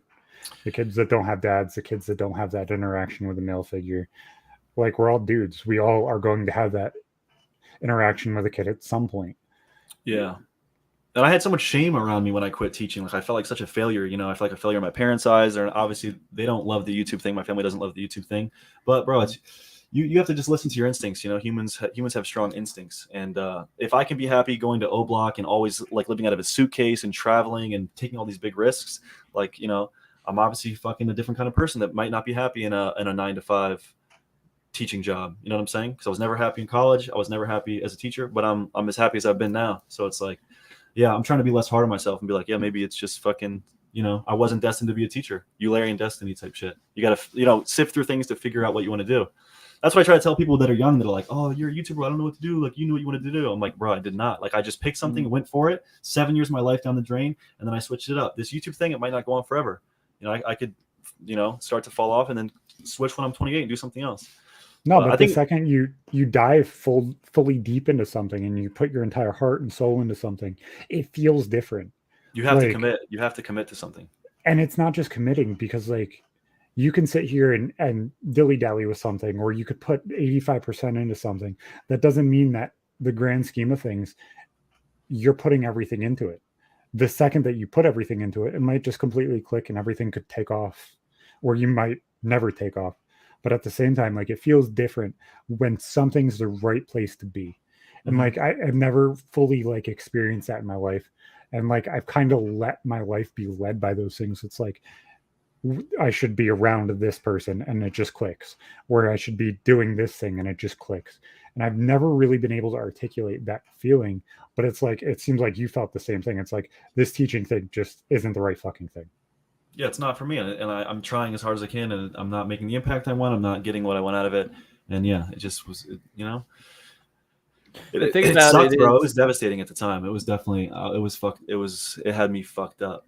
And even for the first like fucking 6 months to a year I was a YouTuber, it's like, am I doing the right thing? You know what I'm saying? Like, did I just fuck my whole life up? You know what I mean? When you're going into the abyss, you don't know, Bro, and 6 months into it, I'm like 12,000 subscribers. I'm like $10,000-$15,000 in debt. Like, you know what I'm saying, that I've spent on the channel. I'm not recouping any of the money. And if I would have gave up then, like, fuck, dude, it would have been done. So it really is a weird, like, people ask you, how do you do YouTube? It's like, you have to be it's corny and cliche, but you have to be consistent, and you have to be original. You have to be passionate about it. There's like no fucking shortcuts. It's weird. No, yeah. and even with there being no shortcuts, you also have to be having the right idea at the right time in the right place. And you as a person also has to be in the right place, right mindset, and be the right person to pop off at that time. Mr. Beast doesn't happen if he doesn't make videos from Minecraft in the beginning. And if he didn't take the huge risks with spending all that money and getting sponsors and putting it all back into the channel, there was probably a hell of times Mr. Beast could have quit, that he, looking back now, is like probably so happy he didn't quit. And that's actually one thing. I had a phone call with Gideon in December, and I was like just asking him, like, bro, like, what, like, I was so down. I was like, what am I doing wrong? Like, what should I be doing? And he told me, like, bro, just keep doing what you're doing, because if you quit now, you're going to look back in 2 years at where all your friends are at, and you're going to regret that you are fucking on the outside looking in. Yep. Because he's like, right now you're on the inside, bro. Keep doing what you're doing, because in a few years, bro, we're all going to be winning, and you're going to be happy. That was really, really good advice, bro. Because the next video I posted was the Zilla video, and it blew up. So it was crazy. No, Well, the cool thing about it is like going from teaching, it's like nobody can say or take away that you didn't try it. You went to the school and got all your technical, you got your degrees, you figured out all of it, learn and educate yourself on how to educate others. And then you realize, okay, this isn't the right thing. You've showed commitment in everything that you've done thus far. It's a commendable aspect.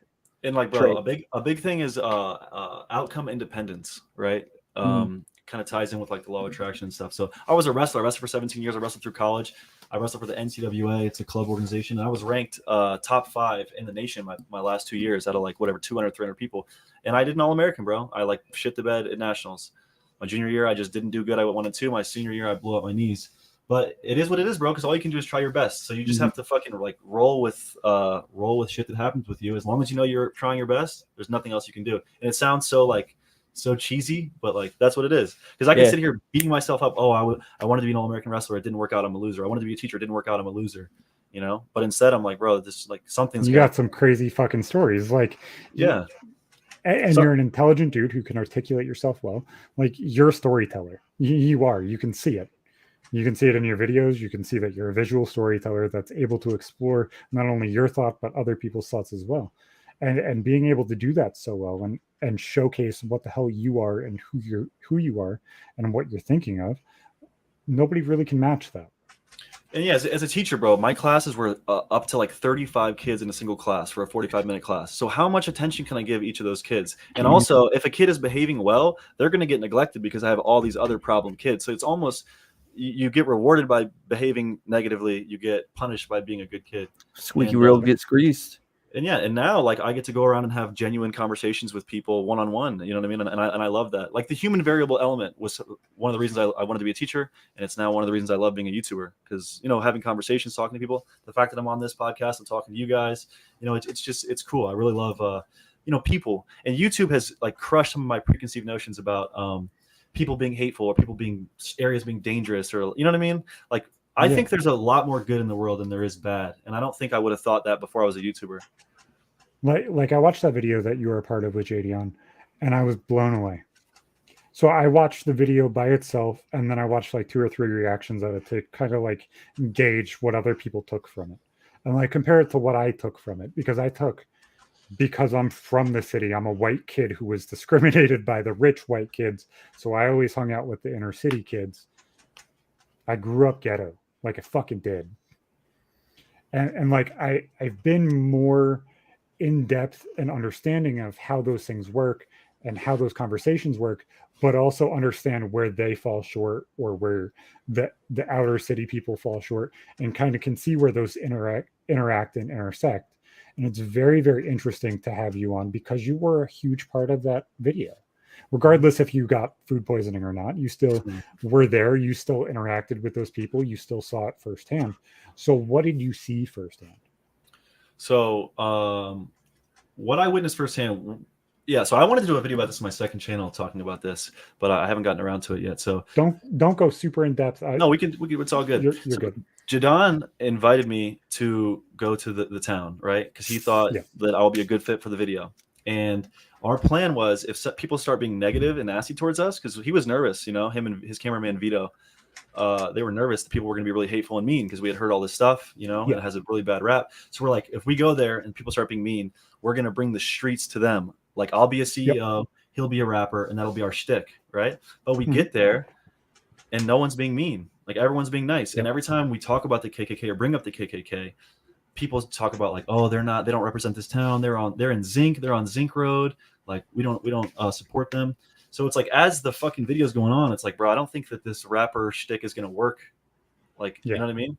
And then it kind of just evolved into Jadon talking to people and like, all right, we got to find someone that's racist. So then we're like, we're going to go seek out the KKK. And then we went there. Thomas Robb, the leader of the KKK, wouldn't talk to us. We talked to one of his cronies, and that's the interview in the Jadon video towards the end, right? Dude, I wish you released the entire thing. So where at the end, Jadon has that conversation with the racist KKK guy. He says Jadon's not welcome at his church. He's not allowed to come to his church. And but he gave us a simple conversation. And people took that as we were extending an olive branch to the KKK. I've gotten some really hateful messages and comments saying that I'm a Nazi sympathizer, a white nationalist sympathizer, which is just decidedly like, that is not true at all, right? Like the interview with the KKK in Jadon's video, it stood for itself. Like that guy outed himself as who he was. I didn't feel it was necessary to explain to the audience that we found a KKK guy and he was racist, because that's kind of obvious, right? Yeah. So my video, I don't know if you saw the video on my channel, but I did a video about it, and it was pretty much revolving around how the people in the town are not what they're made out to be. Like the connotation surrounding the town does not bleed into the general public. I was trying to clear the air about just the regular citizens in the town that live there that are like hurt by this connotation surrounding the town. So that's kind of what I was focused on, is just being like, bro, we went to this town, we were showed so much love, and it's not the most racist town. But then people like Hassan took that as, we're trying to make the KKK not seem bad, or we're trying to make it seem like racism doesn't exist, which was not at all what we were trying to do at all. I mean, I do want to go into Hassan's reaction video, because I think Cowboy saw it as well. But it had me tight, bro. That conversation with that KKK leader, crony, whatever the hell he was very, very interesting to me. And everybody's reaction to it was also very interesting to me.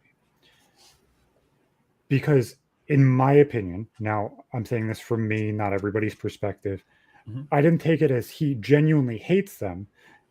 He saw it as he's different from them, so he wants to be separated from them. Yes, he might have different views than that. I'm just kind of generalizing what he was saying and where he was coming from. But if he hated you or felt very, very negatively towards Jadion, he wouldn't have a conversation that he was that open with and that long of a conversation. It would have been very vulgar. It would have been very aggressive. It wouldn't have been an open dialogue where he's joking and Jadion's laughing. You know what I'm saying? Like, he wouldn't have been willing to appear with us on camera. Yeah, there's much more interaction than just some racist out in the sticks that's not going to interact. Like I could have that interaction even in upstate New York, where I can bait a reaction of a very, very negative racist reaction. Like I could do that tomorrow if I really felt like it. That was the easy slam dunk move, was to go in there and dunk on them and make them all seem shitty. It would be easy. It would be very easy. Exactly. But the fact that he wasn't necessarily articulate, because he wasn't, but he was willing to say how he felt, but also not show negativity and who the hell the people were, like that shows that at least he is different than what everybody perceives them as already. Yeah, which isn't to say that, like, yeah, he's not, because racism comes in all forms. That's what people were trying to act like. I was like Hassan trying to act like me and Gideon are ignorant. We don't understand racism. Like, bro, and whitewash everything. Like, obviously, sorry. There's no place for that. There's no argument there. And once I saw the video originally and then I watched the reaction, I'm like, that's not anywhere close to what happened at all. Why you want to stick to the straw man that it's going to be whitewashed because it's not how your specific ideology believes it? That's insane to me. Yeah, and we were not by any means in that interview saying like, oh, he talked to us and he didn't assault us, so he's not racist. That's not what we were saying. And people were asking me and Jadon, why didn't we assault him? It's like, because that's not how fucking like, you don't just assault people. That's not how life is. That's not reality, bro. Like, oh, punch a Nazi, go do this. That's not how anything's going to get solved. Not that we solved anything, but yeah, we had a civil conversation. He said what he said. Obviously, he's racist. Obviously, yeah, exactly. He won't let Jadon come that he's black. I appreciate him talking to us. I'm not here telling you that he's vindicated or anything, but I appreciate the conversation. And those are the people, that guy and people like that are the racist people in the town that are giving it a bad rap, because absolutely, he's racist. And I don't want anybody to get it twisted what I said. But in the grand scheme of things, if he wanted to hurt you guys or infract harm on you guys, he could have did it that day. He could have said, yeah, come to the church where there's probably more racist people than just dozens. Yeah, and they could have fucked. You know what I'm saying? Exactly. Yeah. So people have a perception that racism is like.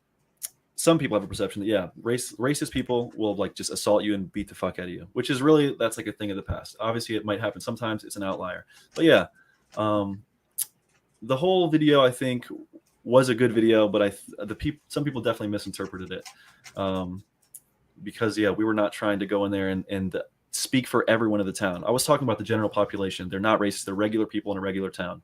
You know what I mean? But and saying that a locality is this way, that way, or the third. It's like saying Silicon Valley is more intelligent than my town, your town, or anywhere else. Or it's like saying everyone in O Block is a murderer. It's delusional, correct, right? Dealer. These generalizations are delusional. But yeah, I was really rubbed the wrong way by Hassan. You know, Hassan makes all his money off division and racism. He wanted it to be racist. He was unhappy that we painted it in a positive light.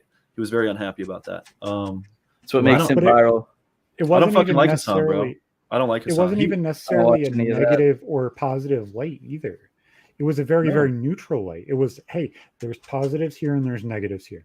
But obviously, the negatives that are over there aren't pertaining to the kids, aren't pertaining to the mayor, aren't pertaining to anybody that I've interacted with other than these people. And like, how the fuck do you get it so twisted? Yeah, because, Hassan, he irks me so much. He was saying Jadon doesn't care about racism, all this stuff. You know, Hassan would never have the balls to go into that town and treat people with respect and be ambiguous and talk to people. Hassan, he couldn't go into JVille either, bro. No doubt. He could never go to any of these places, and he's not ballsy enough to go into these places because he's a rich dude in his ivory tower. But yeah, he's not furthering the conversation or having conversations with people he disagrees with unbiasedly. At the end of the day, if I have a conversation with someone in the KKK and they say their feelings, I don't need to fucking shit on them or dunk on them, because you can see for yourself how they feel. You know, make your own opinion. Yeah. So my video was a little bit biased. It was biased because I was trying to show that the regular population of the town is not racist, right? I did not paint the full positive, negative spectrum. And I understand that. That's what some people are upset, that it wasn't more nuanced. But I said in the end of the video, my whole video is a plug to go watch Jadon's video. So yeah, while I didn't address it in my video, I was trying to get you to go to watch Jadon's video so you could see it for yourself. By no means. Yours was part 1, his was part 2. Literally. And like, if you don't understand that, that's insane. You're not going to cover the same topic. If you guys collab on something, it's going to be the whole project should be looked at, not just Yeah, one my side of video it. was my subjective experience with Jadon. I hadn't seen him since he was at 400K. It was reacting to how fit, like his fame, the way people are reacting to him, and the way that, this whole town just showed him so much love. And yeah, it was that. But dude, obviously, fucking the KKK is fucking racist. I don't need to. That goes without saying, and it should go without Exactly. saying that if there's racists in a town, the general population is not racist. That also should go without saying. But it was something that I was highlighting. You know what I mean? But yeah, Hassan, bro, fuck, dude. That guy to me is fucking pathetic. I don't like the Young Turks. I don't like Cenk Uyghur. I don't like the Armenian genocide. I don't like any of that fucking stuff. Like, I'm rather political. Josh isn't here, so I can say this shit. Oh God. Josh stays away from politics, but I am rather right-leaning, obviously. I very centrist on a lot of things, but I'm more right-leaning than left-leaning. Yeah, nothing wrong with that. If I was in Hassan's chat, I would be banned within 5 minutes and told that I'm a debate pervert because I have a difference of opinion. Mm-hmm. I bring on people onto this show, regardless if we're talking about politics, life experiences, conversation about anything, that have differences of opinion that we can articulate and tell the story. Mm-hmm. That is more important than saying that somebody's a debate pervert and you shouldn't have the right to talk. Well, like, honestly, go fuck yourself. Name calling and labeling is just a way to like dehumanize someone and to not actually hear them out. You know what I mean? Calling you're a racist. It's like, all right, you're a scumbag piece of shit. Your opinion is validated. Instead of hearing you talk and being like, all right, is he saying racist shit? If so, then you know what I mean? Like, let fucking people talk and actually have their opinions without casting all this shit on them. It's the same thing with Sam Hyde. Maybe he is anti-Semitic and racist, right? But like, you should let him have a platform to talk. And then if he exposes himself and he does whatever, then it is what it is. But people have that right to decide what they want to intake with their media. Tariq Nasheed, right? He's a known like black supremacist. He should have a platform. He should be able to talk. I would love to talk to Tariq Nasheed. I would love to know why he thinks black people are better than white people, and I wouldn't get mad at him. You know what I'm saying? He could tell me that white people suck, the white devil's this, white people did that to him. That's his experience, bro. It is what it is. He's not wrong. It is what it is. You know what I'm saying? Exactly. Like, understanding how different people perceive the world, whether it's wrong stereotypically or it's wrong in a whole, doesn't matter. It's their experience and how you perceive it and how you interact with it is how you make things better or worse. Mm-hmm. If you go through everything and just say that everything's wrong, and I dealt with this shit with my family when I came out and started supporting the 2016 election and stuff like that. It was, if you were for one side, everybody on the other side completely deleted you off Facebook, started bashing you, started bashing your family. I hate that, bro. I fucking hate that so much. You can't have 50, because it's 50-50. You can't have 50% of the fucking people be vilified. Oh my God, you're a liberal, you suck. That's crazy. Oh my God, you're a Republican, you suck. It's just crazy. Well, nobody's clever anymore. Nobody's clever anymore. We've all just evolved into ad hominem whenever we're attacking our opponent, right? Like there's nothing other than ad hominem going on and extrapolation, hyperboles, you know. And as extremism grows, like, you know, if you're a centrist now, you're fucking right wing. You know what I mean? Yeah, absolutely. Like, you know, exactly. Every time. People think I'm right wing, bro. I'm pro marijuana. I'm pro gay marriage. You know what I'm saying? I lean left on so many things, but everyone just thinks I'm right. They think I'm right wing because of my personality, but it's like most of my social things are very, very left wing. All of like lifestyle and taxes and that kind of stuff, I'm right wing. Where does that fall? That falls in the center. So I have difference of opinion from everybody else. Understand that if you have a conversation with me, I'll articulate what the fuck I'm saying. And that's exactly where I'm going to go. So we were talking about race. Mm-hmm. 2015. Before this, my cousin, who is whiter than me, blonde hair, blue eyes, the most Germanic person you've ever seen in your life, has moles all over her body and everything else, started telling everybody that she only wanted to sleep with black men because she wanted a black baby, not because that was her choice. So she decided to marry a black man. Oh shit, I'm going to get shit for my family for this one. Whatever. Let's go. Let's have some fun. So she goes and has a baby, gets pregnant, gets married, everything else. Posted a meme on Facebook. I have been on welfare most of my life, lived in inner cities, been in very, very shitty situations. I am pulling myself up. You are middle class. Basic understanding. If you have questions, ask them now. Do you understand where I'm coming from? Any questions? Yeah. Okay. So she's middle class, upper middle class, has lived in her own house, the same house, her entire life, and absolutely ridiculous. A lot more privileges and luxuries afforded to her than you, right? Yes. So I posted something about my daughter being in school, and I think they were voting on who they decided they wanted as the president. And she commented, she's like, my kids will always struggle more than your kids. I'm like, no. You chose that life for them, number one, because you chose your choices in life. Not saying that they're wrong or right. I'm just saying your decision was racially motivated. And then you also have the problem of saying that just because they're half black, they're at a disadvantage to my kids that are coming up from the bottom up when you're coming up from the top up. So if this is a pyramid, where am I? And like I articulated myself, I was like, hey, that doesn't necessarily make sense considering you're telling me that my kids are always going to be more privileged than your kids when you have more money going into this. Mm-hmm. Just there, you're a teacher. Your husband works in the armed forces and makes hundreds of thousands of dollars a year because he's a contractor. It doesn't matter if he's an immigrant or not. Your kids will always be more privileged than my kids because of what not only have you fought for, your parents did. Mm-hmm. If I'm coming from the bottom, your kids are always going to be above my kids. Well, I mean, not because my kids are more or less intelligent. They could be smarter than your kids by mass.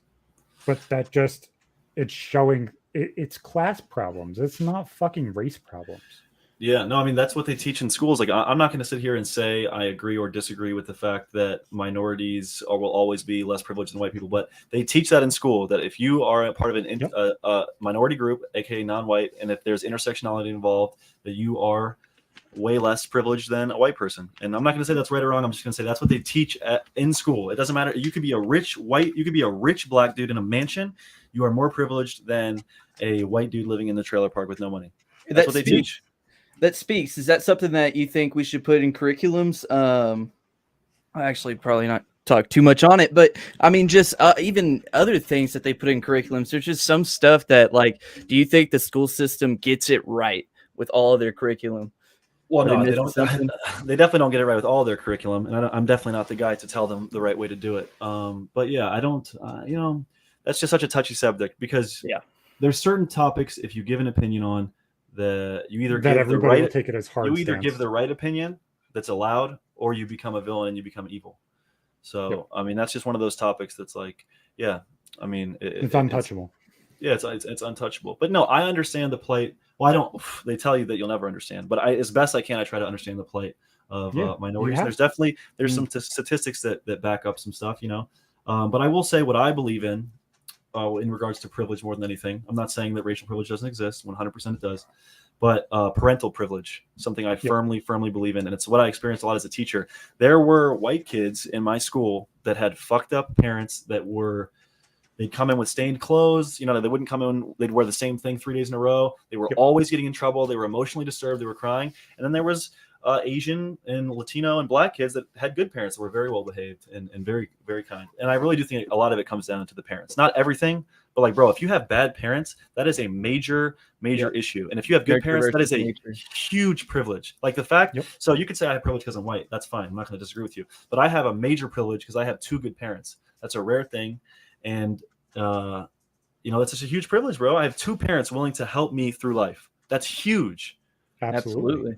Right? If you're fucking, but then you also have the morality of those parents. You also have the work ethic of those parents because you saw that.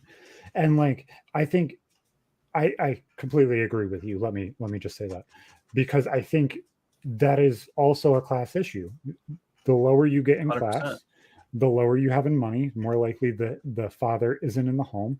And I don't want to go into the socioeconomic stuff in this, so we don't have to lose viewers because there's a lot of factors. But there's a lot of correlation in a lot of those problems, and it's not just color, it's not just race. It's completely the class. You look at the lower class; a lot of them are single parents because they're either living off of the system or they've fallen on the system.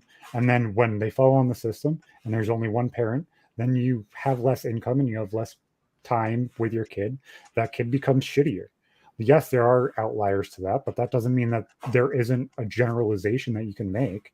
And that's where cyclical poverty comes in, because if you're a product of a single family home and you're underprivileged, odds are you're going to create a single family home and you're going to be underprivileged. So it's cyclical shit. So I really do believe that trying to work on the family structure and promoting 2-parent households and stuff would be a way to help society. And I don't say all this stuff because I'm like, oh, white people aren't the problem. I'm coming from a place of like, bro, I want everyone to do good. You know what I'm saying? Working on solutions, identifying them. I want everybody. I wish everybody was as privileged as me in regards to their parents. You know what I'm saying? Absolutely. I will never discount that, bro. That is a huge thing. The way I grew up with parents, the way they helped me through school, the way they helped me get my first car, they helped me go to prom. That's fucking huge, bro. That's so huge.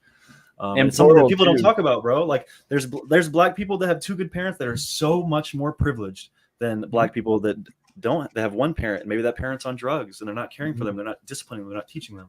Divorce rates are over 50% in American households. It's fucked up. And if you look at the statistics of college graduates, crime, and all of that, and you look at the single parent households, it all lines up, bro. Yep.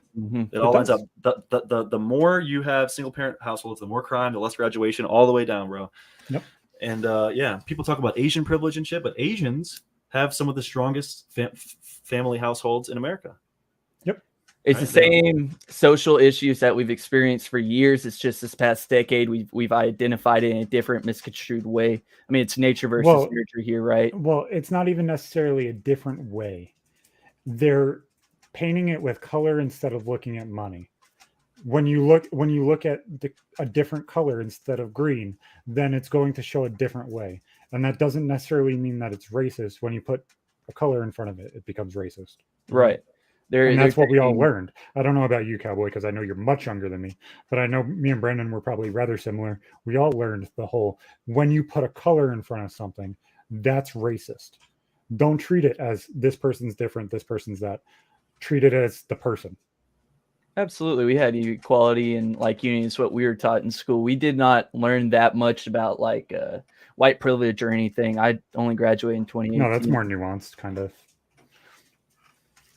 But yeah. Like again, I just want to double down and say that like I'm not saying privileges don't exist based on race. Obviously, like it's an intrinsic thing, bro. If you look at the lunch tables in elementary schools, kids are separating by race, they're separating by gender. It's a thing that's in our nature to do. You know what I'm saying? Not that it's a good thing, but yeah, I'm sure that like fucking racial privilege definitely comes into play, because if you have a community that's majority one race, they might have some intrinsic favoritism towards people of the same race. I mean, that's just I think that's a human thing. I don't think it's good. I'm just saying, I think that's natural. I don't think that's naturally human. Okay. So like, what do you think it is that teaches us to do that? Yes. So like, if you see, okay, let me lay out my idea before I go more in depth. Mm-hmm. So this is touchy shit. This is definitely this is shit that I've never talked about publicly. That's why I would rather lay out my idea before explaining it. Sure. So if you have, say, 5 or 6 babies, mixed races, they will all play together. They will integrate with each other, and those foundations will last for life if they're continually integrated. Okay. Understand what I'm saying? Yeah. So there is no prejudice in that circumstance because they're always been around it. That comes from a parent. No, not even a parent. That means that it is intrinsic, that you're not going to see the difference in what somebody is until you see the similarities of what you are, and you perceive that that's the difference in people. Mm-hmm. So like if you have me, for example, my school is 50-50. Yes, there was other races in there, but very, very little amounts. So the city school I went in was 50-50. I hung out mostly with the black people because that's who I idealized with. That doesn't mean that, you know what I'm saying? Like, it's more where you're from, what you're surrounded by, and stuff like that. A societal thing versus if you see an entire white family and that's all you see ever, my cousin questioned, like, what's wrong with your skin? Because he lived so far out of the city that he didn't see a black person up until that point. It's not because he's racist. It's because he didn't understand. He was fucking 6 years old. If that's all you see all day, every day, then are you going to understand? Well, it's like, yeah, when I'm in Thailand, I'm getting looks left and right because I fucking stick out like a sore thumb. I'm 6'3", big, tall, white dude. They don't, you know what I'm saying? They're looking at me crazy because they don't see that many Brandon Buckinghams walking around. But I don't think it's like hateful. It's just like they're not, That's they're what I'm not used to saying. it. Yeah. I think it's more societal. I think it's more if you're around something specific, it gives you a baseline for what's going forward instead of understanding that everybody sort of like mingles and stuff like that. Like if you're a dude, you're kind of pushed with dudes because you have generalized ideals. Whether the race or not, you're going to push towards your gender because you like football, you like video games. Whether or not girls do or not is kind of different because each person's nuanced. Yeah, but it's funny how if you downplay racism, if you don't play it up, if you don't feed into it, it somehow gets perverted and like people think you support it. You know what I mean? Yep. Yeah, You exactly. think racism is good, but like, bro, when was the last time? I don't know. I haven't came into contact with that many people, but when was the last time you heard someone say some like really foul racist shit and it was met with like a good Positive reaction? laughter and everybody's like, "Oh, that Never. was so funny." Yeah, no, it Like, doesn't happen. because it's gross, dude. Like, I think There's a lot always that. a lot of Like in people in high our school, there was generation, that like, one or two persons, but sorry, what?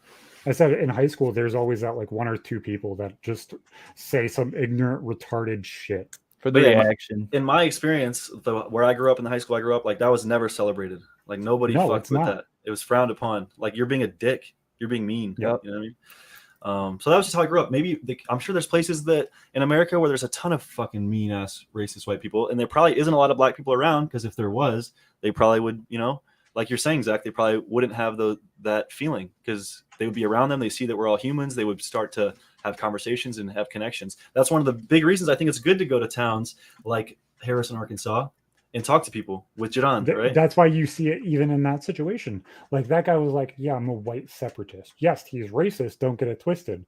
But he was afraid of intermingling and things combining, which shows you what? The exact point that I said. He was only white and around whites his entire life. So now he's afraid of the other. Or they don't even have internet connection around there because the internet is a tool against racism because it connects people. You know what I'm saying? Yes. That's my point is like, if you're connected from the beginning, you're never going to be disconnected. I feel that for sure. But so do you think that for human, this is just a question, it's not a right or wrong answer, but good. do you think for humans, it is better for us as a whole in America to intermingle more for the growth of society and everything?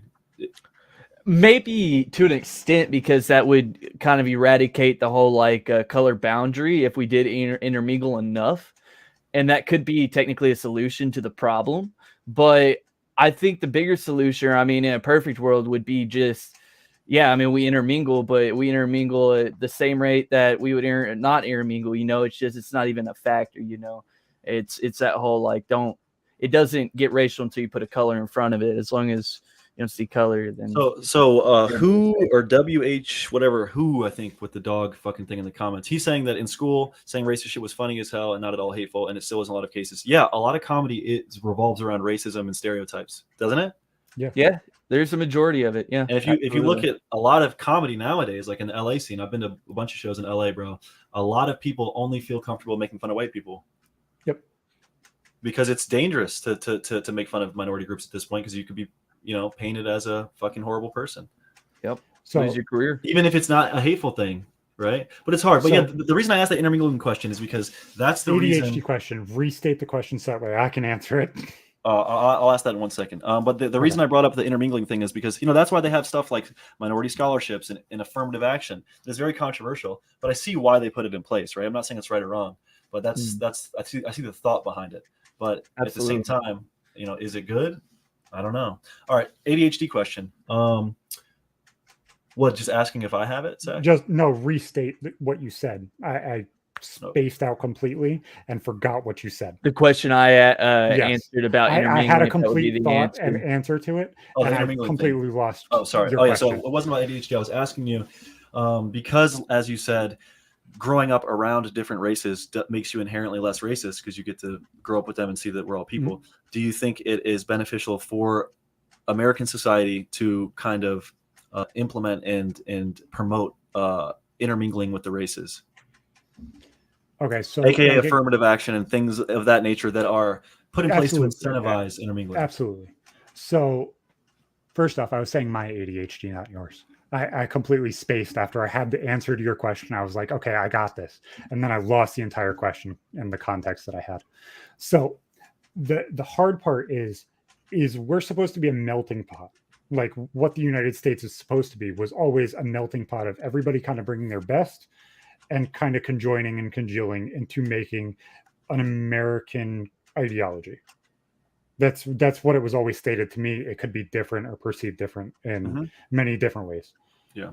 But how I see it now as an adult is it's become a salad bowl where everything's kind of different, everything's kind of offset, nothing really mixes. You have all of the races kind of say that they're not necessarily superior, but they could be downed in this way, this one could be downed in that way, instead of coming together and saying, hey, we're one people, the human people, and they're trying to separate us, they're trying to separate us. Stop looking at everybody negatively. That person that you interacted with of this person or that person is the negative person. I think that's where the problem of the entire situation is like, we don't bring over Chinese and Italian food and Chinese people and like make everything fucking awesome. We kind of just like, they go make Chinatown or Little Italy and they live off on their own and they kind of just stay within that circle. They don't add themselves and congeal themselves to us, and we don't congeal themselves to them, and it kind of like fucks with everything. Yeah. Well, as Cloudy454 saying in the comments, reconciling different cultures is more difficult than you think. It's very true. That's why a lot of people on the right say, you know, look at Scandinavian countries that are so homogeneous that they're all very, very tall, ethnically white, ethnically Germanic, and to look at their happiness rates and stuff like that. Like it's a very, very interesting kind of thought-provoking ideal to come across. No, definitely. But yeah, stuff like that, like a lot of it is just hard to talk about because people will be very quick to label and write you off. You know what I'm saying? No, but this super in-depth conversation does more to aid the situation than anybody ever would. No, absolutely. Honestly, the only way you can deal with any problems is communication, even though it's the root of most of them as well. It's the funniest fucking thing. Yeah, and the way I operate, like, you know, I know I don't come from a place of hate, and I'm very accepting to all people. But if I do come across a supremacist, you know what I'm saying? I've talked to the black Israelites, Israelites. Yeah. I don't have a problem with them fucking hating white people, bro. It's their decision. You know what I mean? I'm gonna operate how I operate. I'm still gonna treat them like I would treat you. You know what I mean? I'm not gonna try to fucking tell them they're wrong, but I'm gonna talk to them. I'm not gonna agree with them, but I'm gonna talk to them. You know what I mean? I just say it this way: it's like I don't care who you hate, as long as you don't hate me individually, I'm fine. Like as long as you don't treat me as like I'm less than you or a piece of shit because of your specific ideology or thought-provoking thought. That's what matters. It's like, treat me like a person, I'm going to treat you like a person. If we have a problem, then we're going to have a problem. And it's exactly that. So I do have a video that we can watch. Or we can go into Zach's story time like I have been going into every episode. Whatever one you guys want to do. Let's hear the video. I'm curious. Okay. So it's going to be 2 seconds because I got to move around the layout and add a video. Brandon, do you think that there's a way to... make furries a more accepted thing? I've seen this video. Is there a way to make furries a more accepted thing? Yeah, I mean, you have a little bit of experience with the con. I mean, you've met some of them. So yeah, I felt I put it. There's a warning in the beginning of my video to not be judgmental towards the furries, because yeah, I had a good interaction with the furries.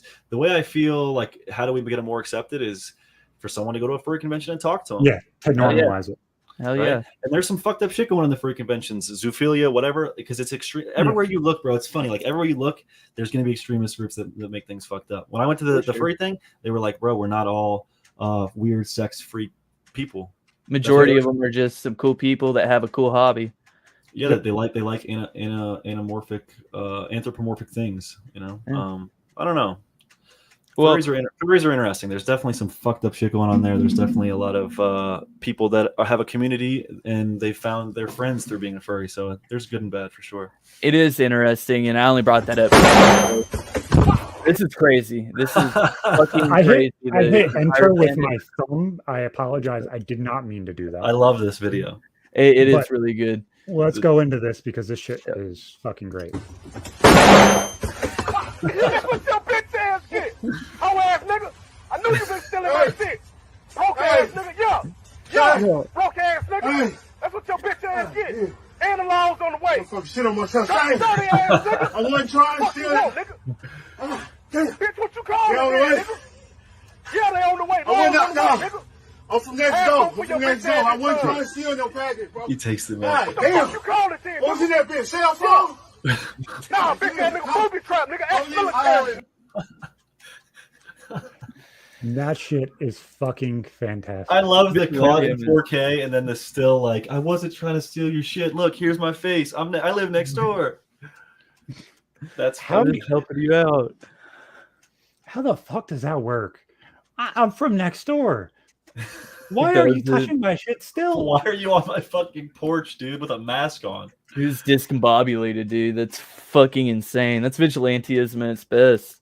Yeah, someone But- said Mark Rober really stepped it up this time.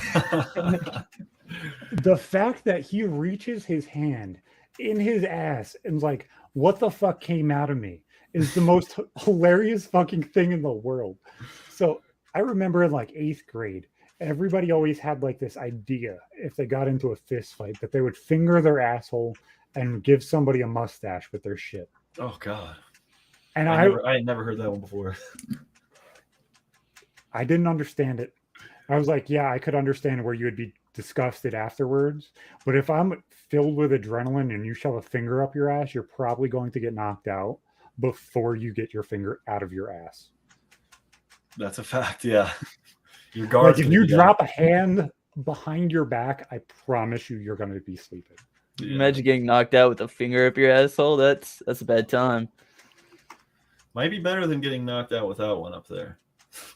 That is true. Yeah. Oh, Maybe you shit. come Well, too then- quicker.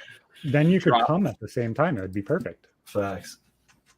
So- That video was awesome, and that's so funny. I mean, just the fact that the guy's there talking to him, walking him through what he's gonna do. Like the cops are fucking coming, you're fucked now. That's a booby trap. So you guys can feel free to choose one of these numbers and I will tell the story correlated with it. A few of them have been done. It is in the private chat, but obviously I will tell whatever story you guys choose.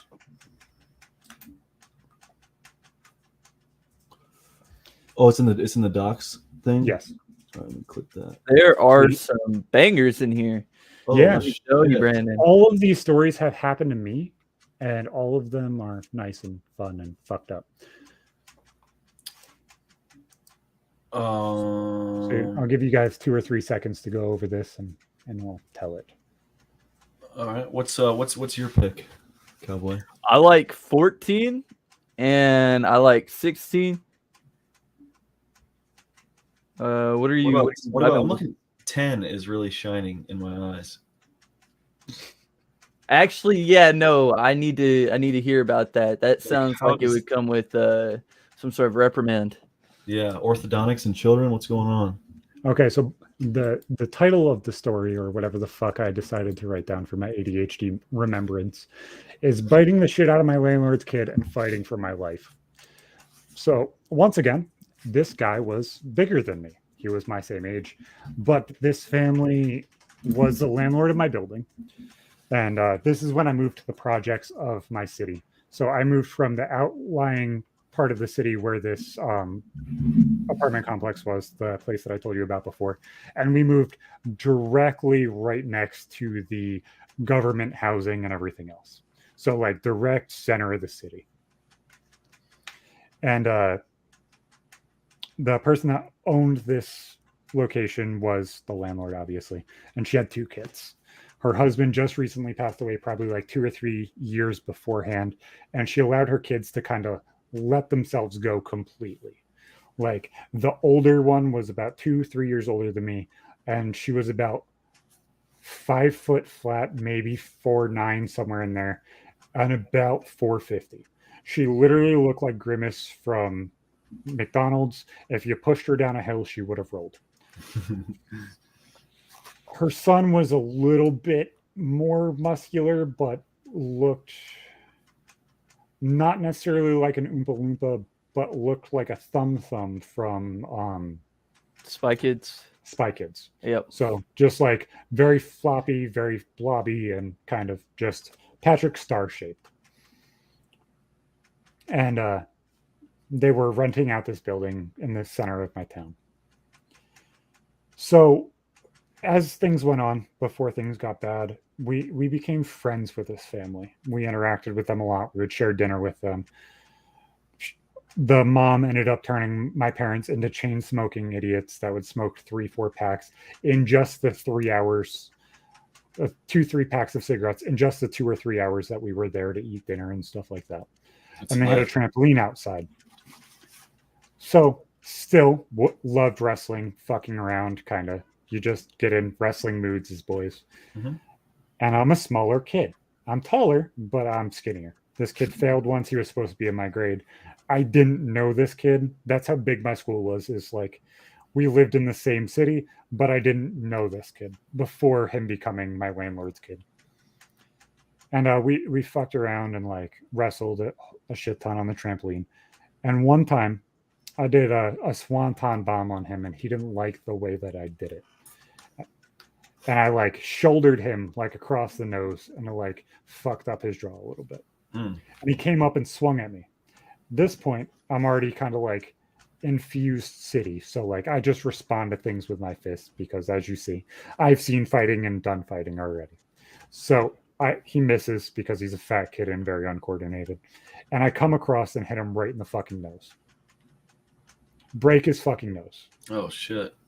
With the first hit. Not bleeding, but like it's fucking crooked. You see it. So he trips me and gets me into a camel clutch. If you know what a camel clutch is, it's like you're sitting in the center of their back with their arms across your knees and you're pulling back on their neck. Jesus.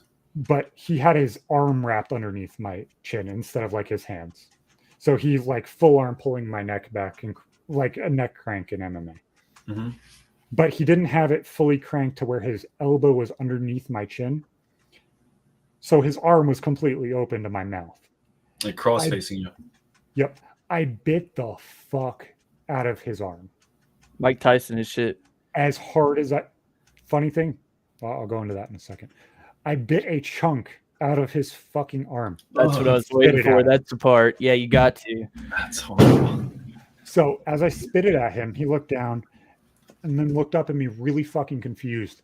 And I haymaker the fuck out of him. Cross him right in the bridge of his nose. And it starts pouring fucking blood. And just cross him as hard as I fucking could. He runs up the stairs, bawling his fucking eyes out to his mom, and I get yelled at. How did you not Because I creep broke that the shit right kid's- there? Whenever you hit him in the nose the second time and he's bleeding, like, I don't know. As a kid, I would probably be knocked the fuck out. Oh, he was bawling his fucking eyes out. Sounds like a pussy. Funny thing is, Mike Tyson trained in my home city. Real shit's been talked, boys. We'll see you fucking next time.